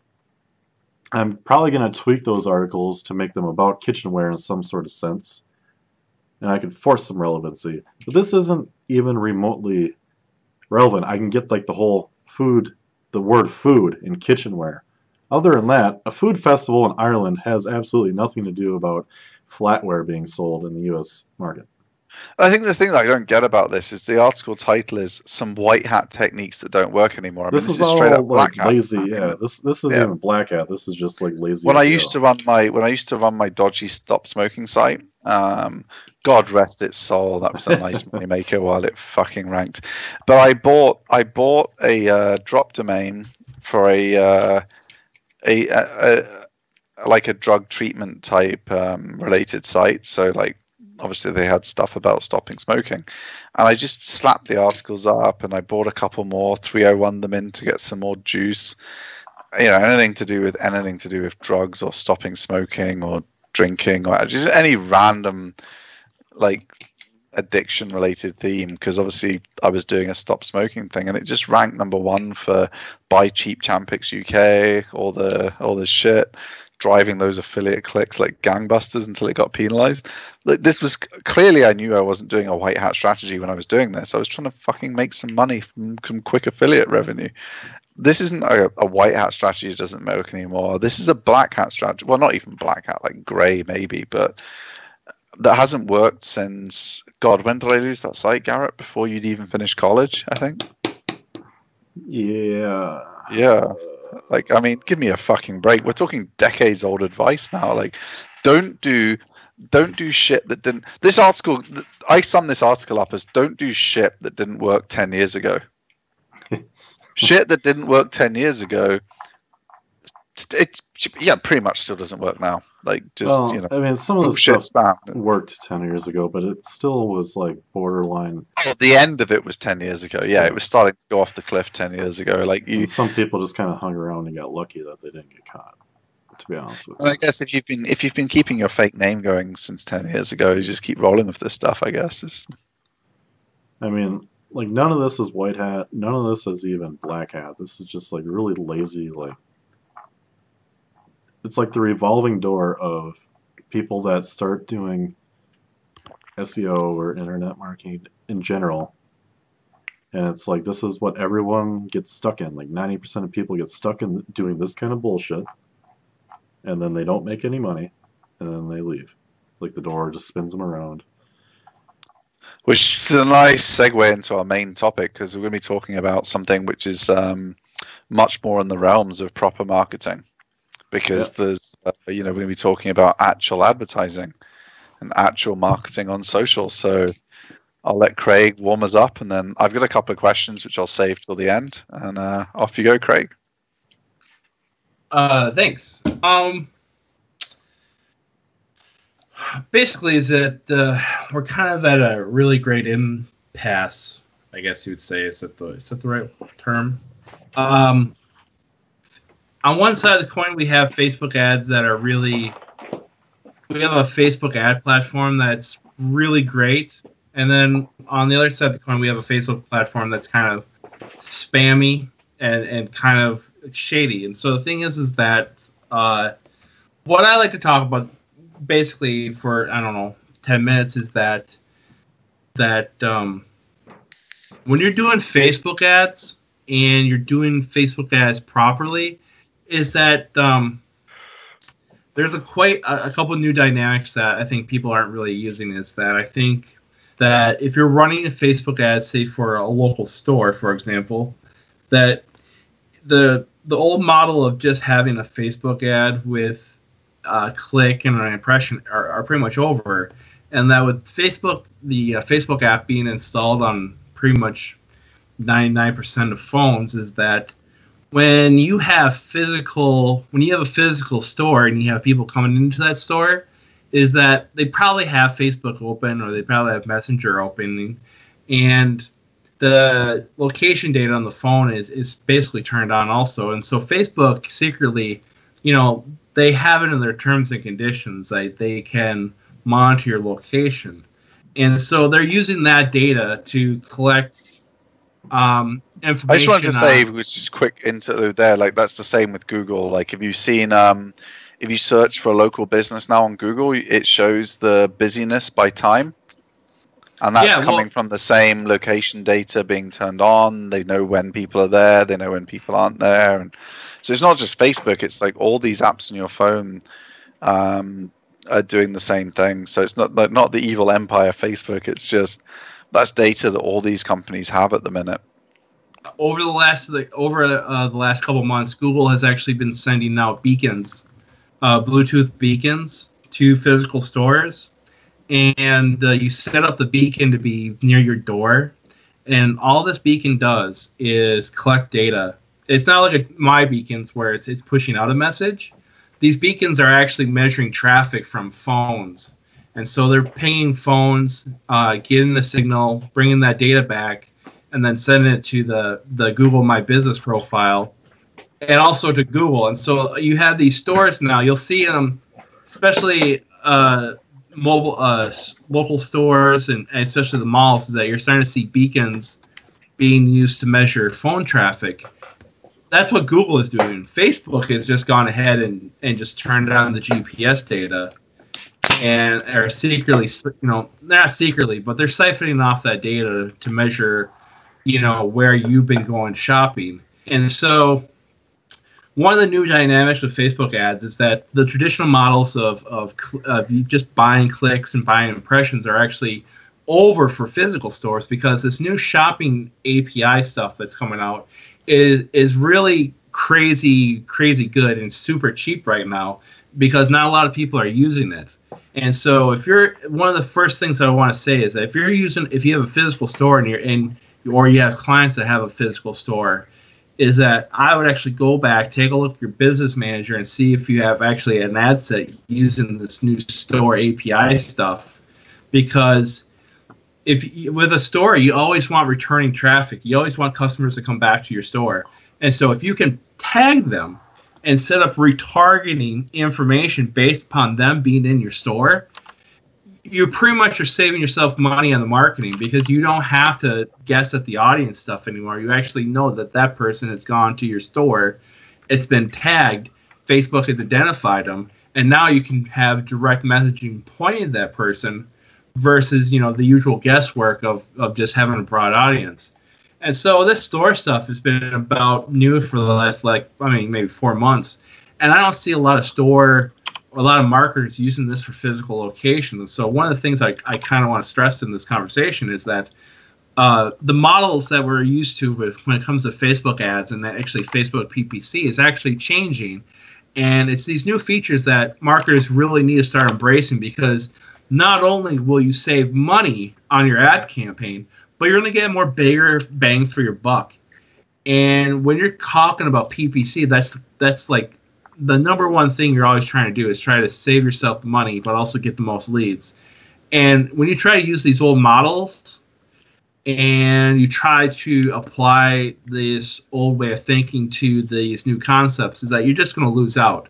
And so the new APIs and the new Facebook targeting stuff is fantastic, and I really push it out to your digital marketers to really take a look at it. And also take a look at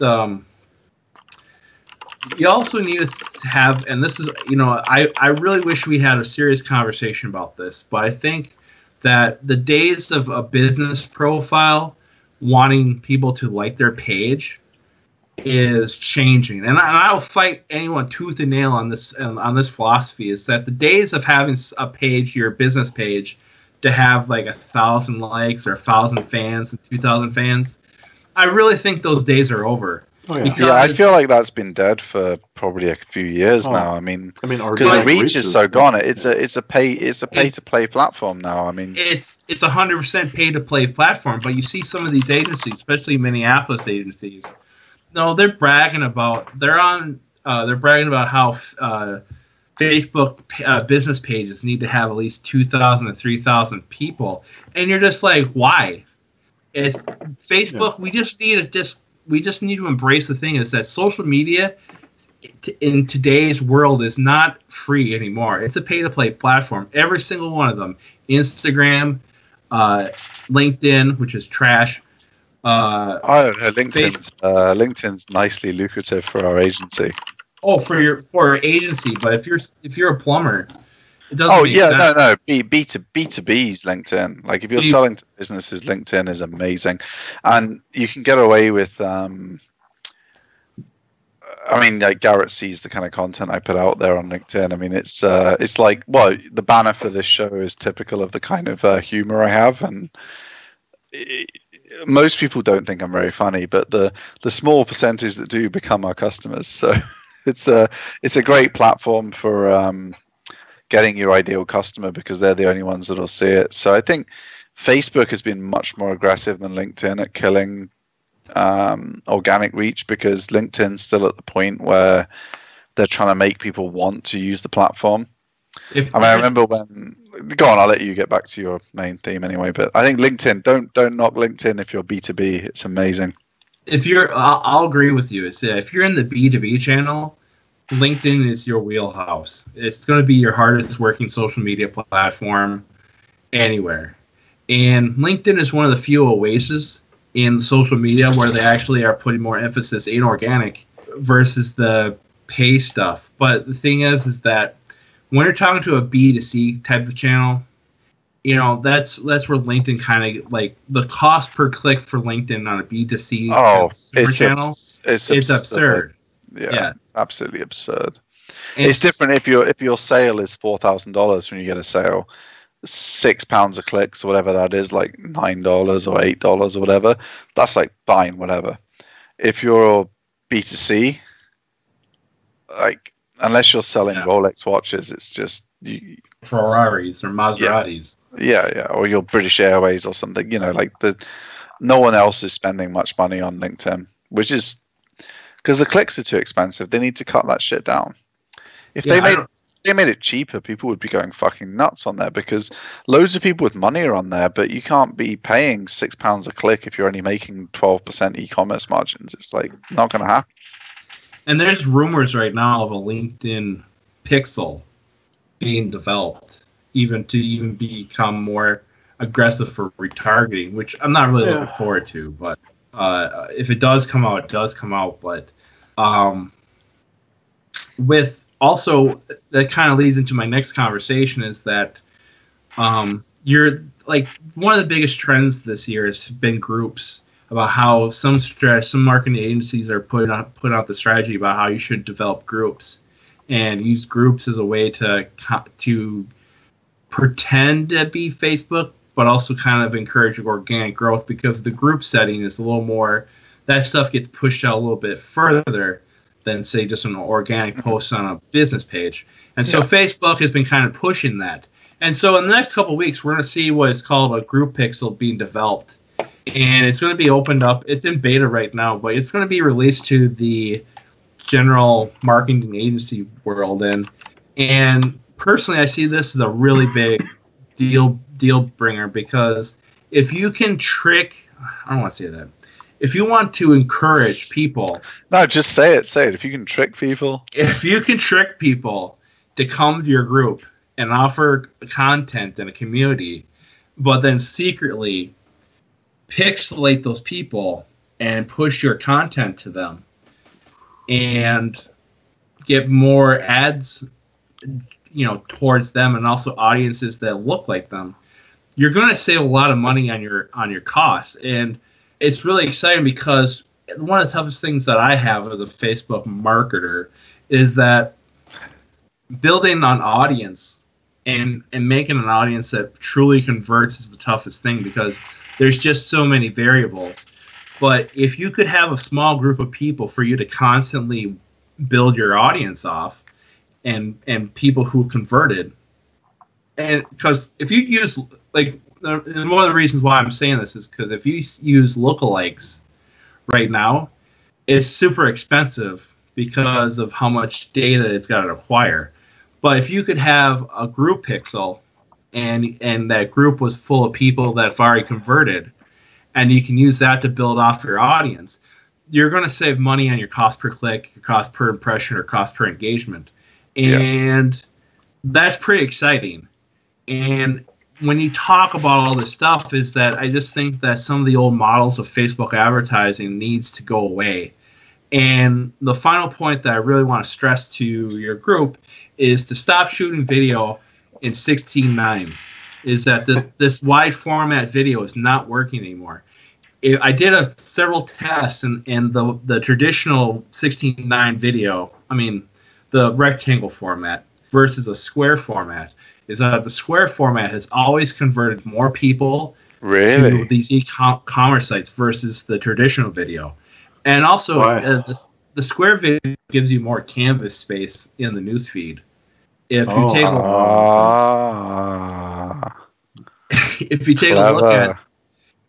a look at it, is that if you shoot your video in a square format, a 1-to-1 ratio, not only is the video taking up more newsfeed space in the newsfeed itself, but it's also already perfect for Instagram.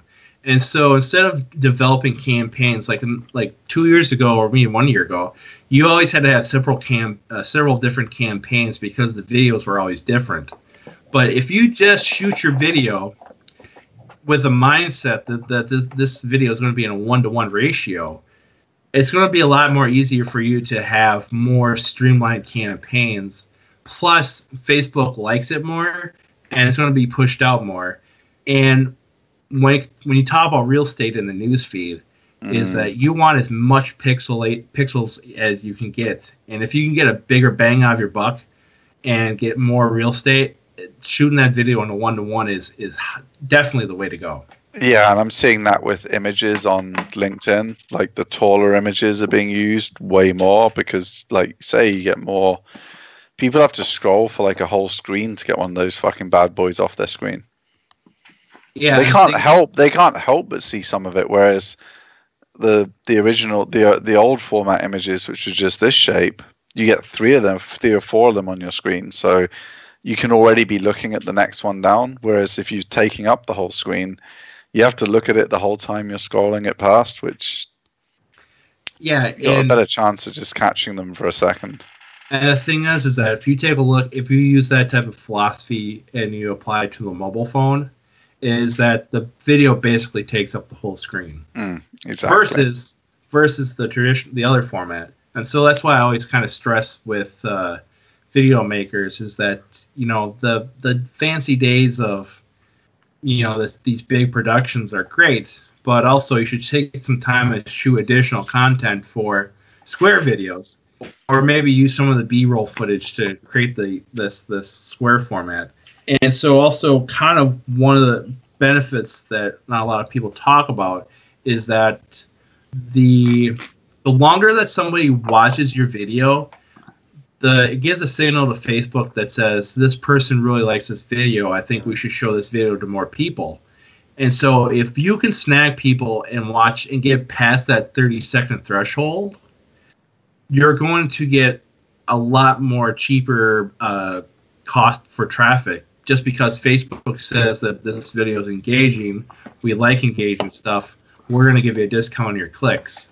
And that's really important. And it's these type of philosophies, using different campaigns, using different types of pixels, and also changing your ad format. If you combine all three of your strategies in this year's campaigns, I mean, you're going to definitely win and also have cheaper and more converting traffic. I remember watching Gary Vaynerchuk's early videos when he was first starting to do video on Facebook. He always used to do like a kind of like he would do something like, stop, wait, don't scroll. And then like would start talking, and I guess all the hand waving and craziness would get better engagement than if, like the talking head just starts talking. Like, I'm going to give you 12 tips today about how to improve your sex life. Like, I'm just a head saying words. I'm just scrolling straight past that. Whereas some crazy guy going, stop, no, wait. I got some shit for you. Like, it obviously worked for him. Obviously, like now it's more, he seems to have moved more towards production quality stuff with his intro sequence, but I guess he's relying on the fact that people recognize it as him now. So he's in a different game than you're trying to break through. But even he had to do the I'm trying to break through bullshit when he first started doing the video on social platforms. And how am I going to get people to stop scrolling? Yeah, I've got to give them something. I've got to give them some bullshit, which is like, oh yeah, this is weird, this is different. Why is this guy waving his arms around? Maybe I'll watch 5 seconds and see. And then he gets you for 5 seconds. Maybe he'll get you for long enough that the algorithm rewards him. It's basically the old school TV philosophy where you only have about 10 seconds to get somebody's attention, and after that, that's where you should. It's either you have them or you don't have them.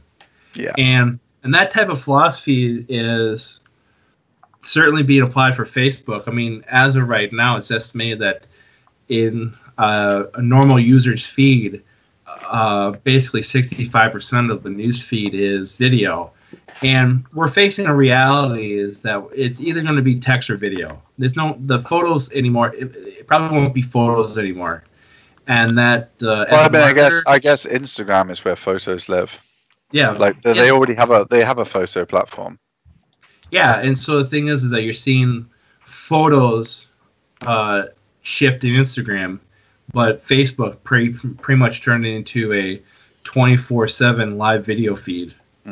And I mean, that's the future that some of these marketers need to face. I read an article about how they wanted to overtake YouTube on video view minutes per user, and they're pushing really hard to do that. So I mean, that makes sense what you're saying. Like, you're seeing the feed convert more to video at a time when they're desperate to overtake YouTube for video views. That makes a lot of sense.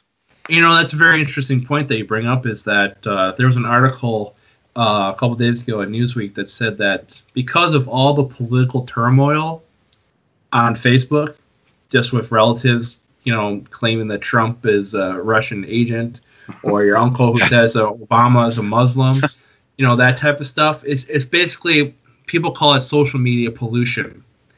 And so 43% of users are actually starting to cut down on Facebook usage just because of all this political stuff that this small segment is putting out there.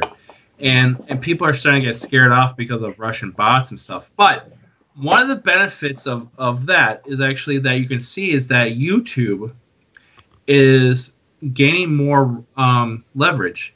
And that last year, YouTube was the number 4, I think the number 3, number 4 most opened app on a phone.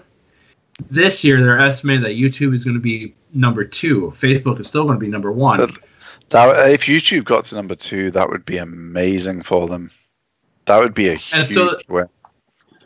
Yeah, so that'd be really big. So Google, after the whole condensing of the Google ad platform, is now you're seeing a lot more marketers and agencies shift towards YouTube as a way to advertise their products.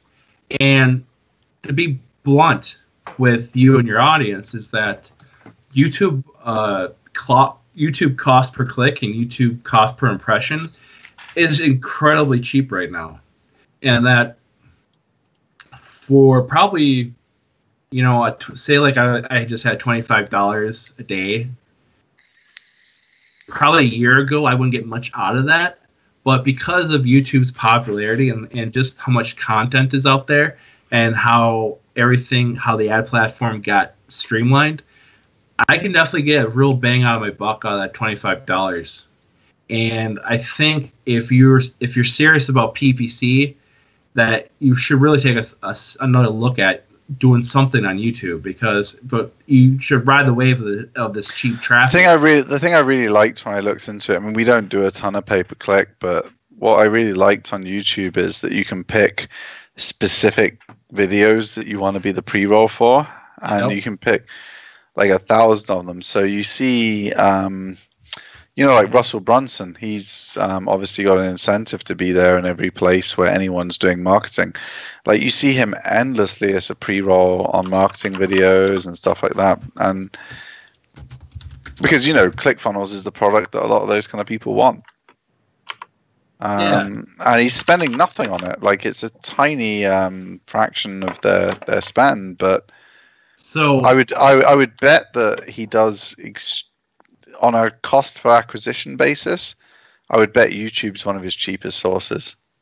One of the things I was talking to this financial advisor, and he was complaining to me about how traffic was, expensive. And I just flat out asked him, I said, "Are you advertising on YouTube?" And he said, "No." I said, "Well, do you have a video?" He says, "Yeah." And so I just said, you should really focus some of the audience that you really want to target are people who are interested in financial planning, retirement planning, annuities, and stuff like that. And so they're on YouTube watching videos and trying to learn the why and the strategy behind investing. And if you could have your 30-second financial advisor video in front of those videos, not only do you have an audience that is with intent, is that you're getting in front of information that they're already looking into. And so you're already kind of interjecting yourself into the sales funnel at that point. And I tell you, it's crazy beneficial, especially that segues nicely into my question for you. It's for a friend. He's been struggling a lot. Like he's a speaking coach and he's really good. Like he helps people get over like lack of confidence and get up there and speak if they've never spoken before and stuff like that. But he's not a good businessman, and he'll say the same. And he's been struggling to sell it. And I was talking to another speaker in Birmingham in the city a few weeks ago, and he was moaning about how, because he just does coaching for like really big CEO type people, so he's really expensive. He's like $2,000 an hour, that kind of ridiculous pricing. And he was like, I do really well, but I always miss out on sales to these other kinds of people offering this other kind of service, and nothing to do with speaking, just other types of coaching. And we looked at a bunch of their websites, and what was really obvious to me was that they'd done what we'd done after we stopped being a consulting agency and productized everything. So my first advice to this guy was, oh, well, you're losing because you're like, oh, come speak to me and then I'll give you some kind of price and we'll do some kind of coaching. Whereas all these other people that you're moaning that they're buying from are offering, I'm going to give you X. So I was like, why haven't you got a package like after 3 hours with me? So our 3-hour package, $6,000, you'll have a keynote presentation that you can do at an after dinner speech. You'll have that no matter whether you like me or not. You don't work with me again, and so they know what they're going to get for the product. And I was thinking about my friend who's like much smaller than that guy and much cheaper. He needs to productize, and then I was thinking when Garrett mentioned you were coming on the show, I should ask you like, so you've got this guy and I've just productized him. So I'm like, so you're going to speak at a networking group for 10 minutes. This is my coaching program for that. It's £100. You get 3 hours of my time. I'll come and help you write your presentation. You want to speak at a big event. You got to speak for half an hour. That's me £500. What's your first kind of process to kind of then? So he's going to go and promote that networking events. He's going to get some sales from that because he's known in the community and he's finally got something that's obvious what people are going to get.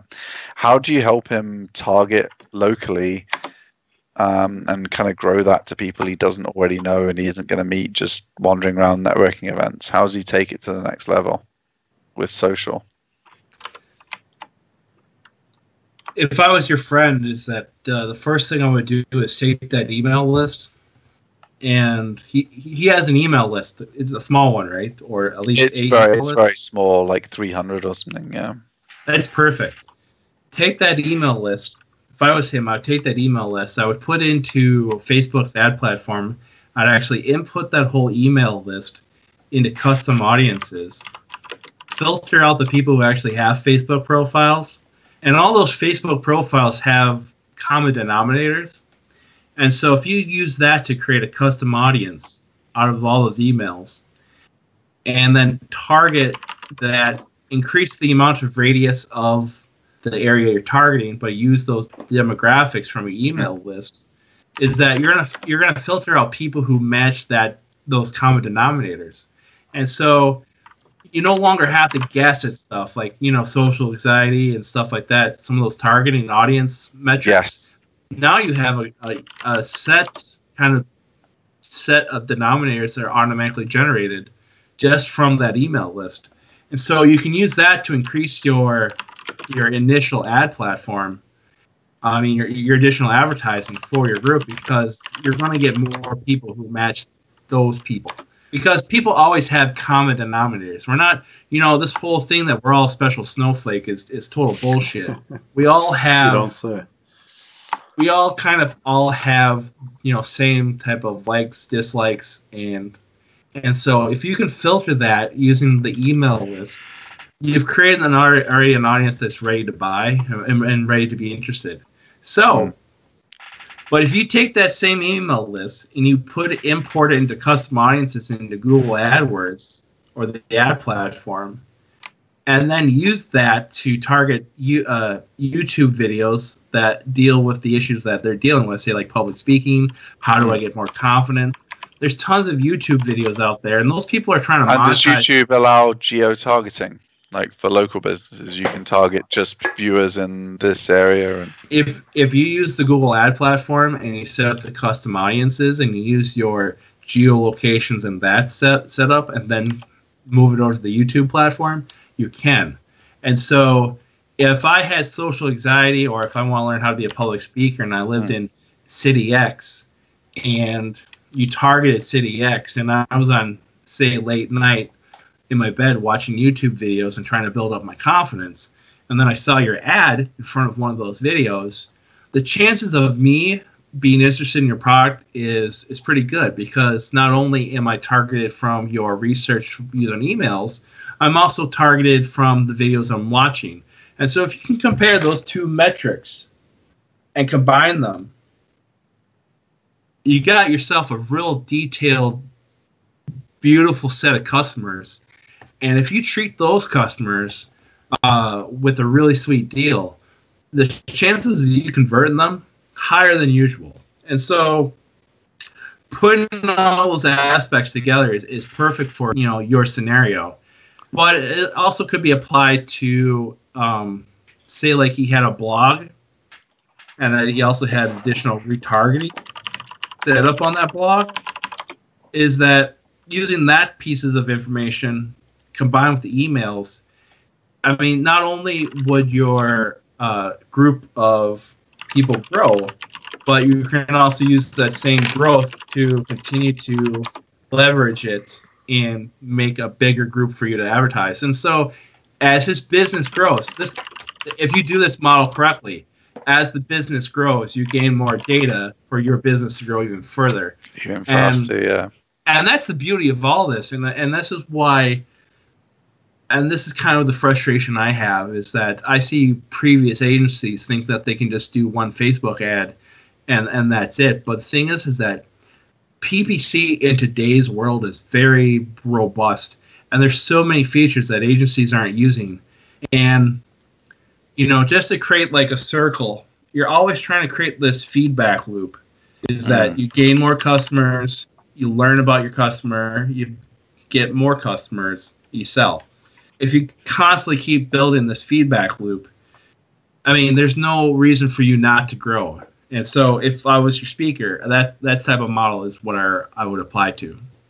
Oh, cool. Thank you. That's really cool. I didn't realize you could do that on YouTube, so that's a cool feature. I'm smart. Well, you know a lot more about pay-per-click than me, that's for sure. I think pay-per-click, I think PPC is the last untapped market for people still. I think people are scared of the cost of PPC, but realistically, if you have someone who is knowledgeable, well, I mean, it's cheap compared with like you want to appear on your local TV channel, or you want to appear on like your local radio and stuff. Like, how many clicks could you get for that money? Like a lot.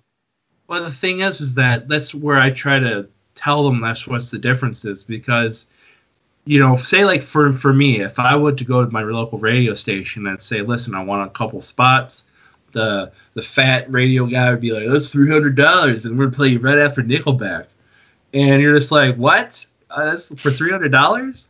But if you take that $300, that same $300 that you're paying for the radio ad, and use it towards PPC, is that not only are you getting customer data for you to build off your list and build off your business, but you also have a way to actually track it and to see what's working and what's not working.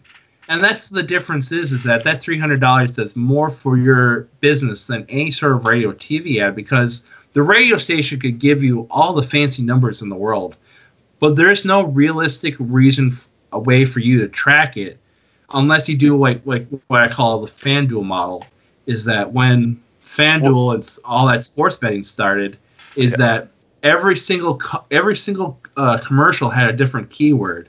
So if you were on the country radio station and you heard the FanDuel commercial, it's like, use keyword I hate rock and roll. But if you were if you were listening to the rock and roll station, like it'd be like, sign up for free $500. Use keyword country sucks. And so there was probably hundreds of these FanDuel commercials. Yeah. But each and every single one of them had a different keyword. And the only reason why it had a different keyword was to actually track what was performing and what wasn't performing. And so that was probably the only possible reason I could see, if you really want to track that. But I mean, the beauty of PPC is that you can always track it, you can rework it, you can stop it, and you don't get those benefits if you use traditional media. And I think that's why. Well, that's the thing. Like, if you're if you need to make £200 per sale, and you've got like a 50%. I don't know what his margin. I mean, I guess as a coach, his margin's like 90%. Like his overheads at 10% or something. So like he can't spend more than £180 in a sale.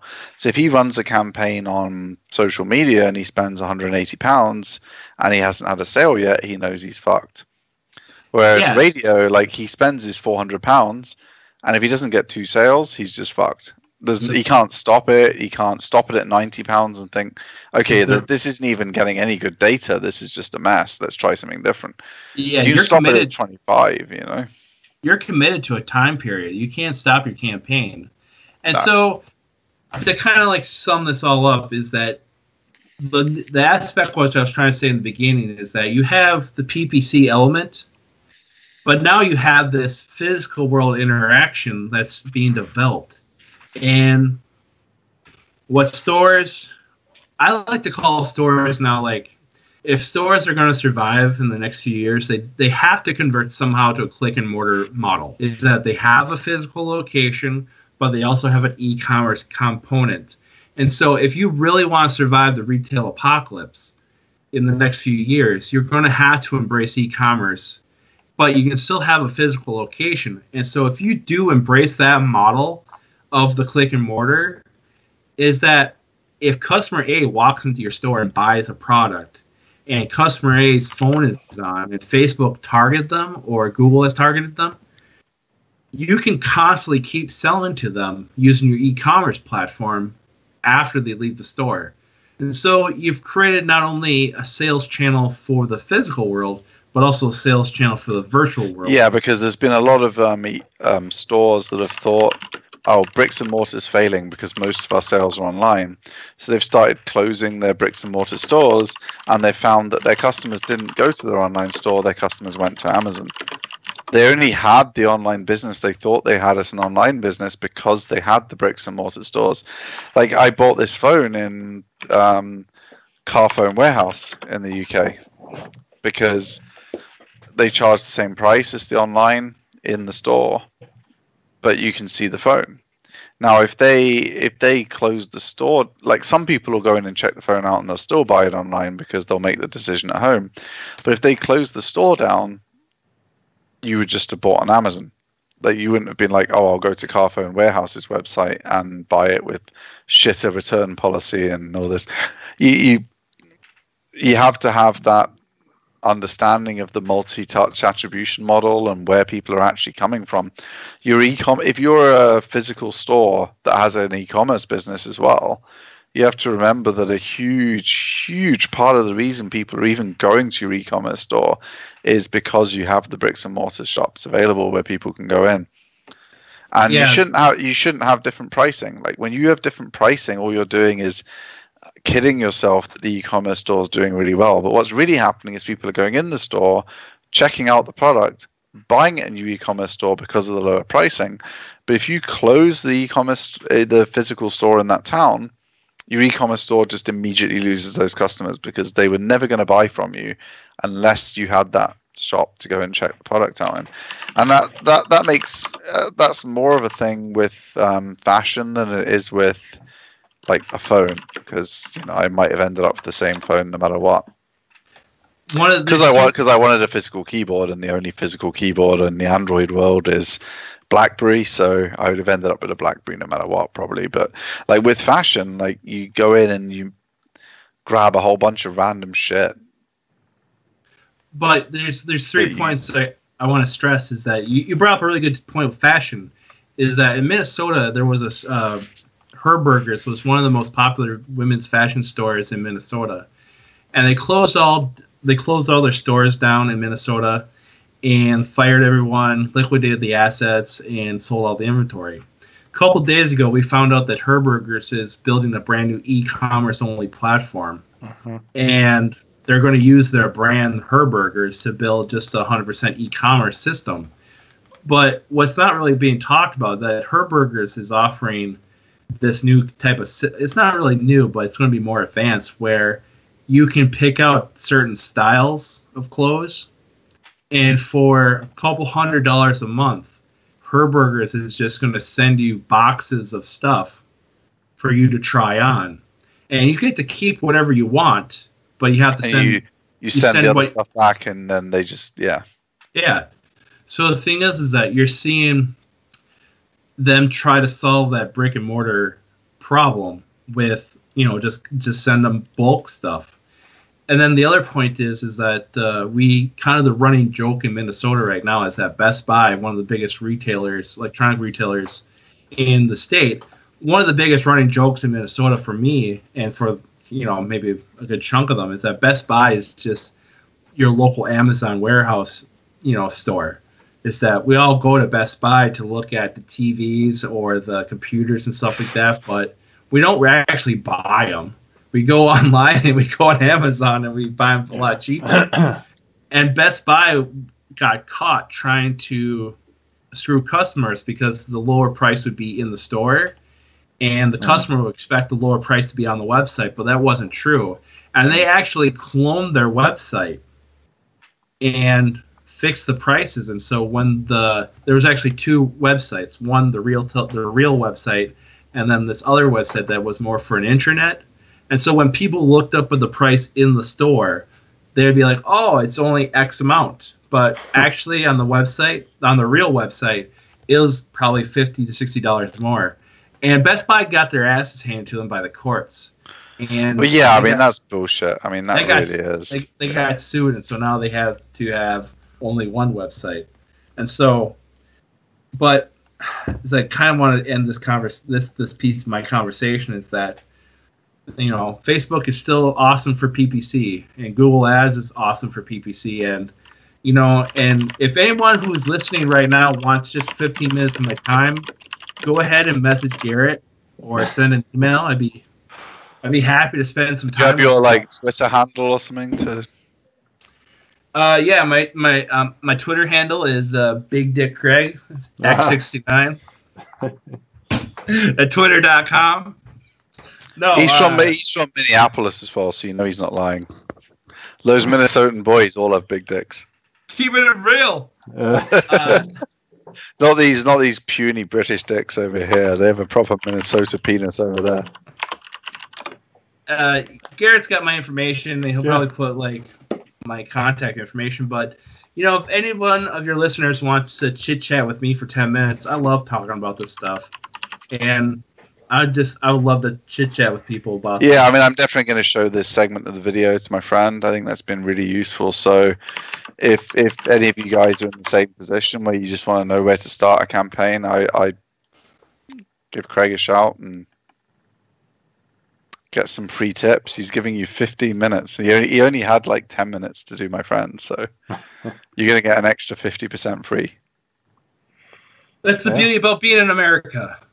And send some fucking questions in next week. I mean, Jesus Christ. I had to do the questions this week for the guests because no one sent any questions in at all. I blame Vin because he doesn't solicit enough questions. He's always on the train. There's only so many train related questions people can ask. Well, we could probably think of some. Yeah, he wouldn't know the answers though. In 1935, what was the most powerful steam locomotive in the US? He's not going to know the answer. Yeah. But yeah, thanks, Craig. That was a good answer. Appreciate it. Yeah, thanks for coming on. Yeah, no problem. I really like your show. Yeah, cool. Thank you. Cool. Thank you, man. Well, I guess that pretty much wraps us up for this week. Thank you for joining us this evening. I'm getting tired. Don't forget to smash that like button. Email Steve your questions for next week. We'll be in Ireland, hopefully doing a live show. SD Brownlee on Twitter. That's Brown then LIE, so Brown then lie down. I'm sure that's the reason you can't find me is because of the spelling, not because you can't be bothered to send any questions in. Send me some goddamn questions. We're going to answer them live from Ireland. Garrett and I are going to have been partying all night with SEOs, so we're going to be in a great mood. Get your questions in. It's going to be a great show next week. Yeah. Smash that like button, share, subscribe, and if you have any questions for Craig, feel free to get in touch with me or him directly, obviously, but I'll happily pass his details along for you. So other than that, we'll see you next week. Have a good one. See you guys. Thank you. Thanks for having me on. Yep. Thanks, Craig.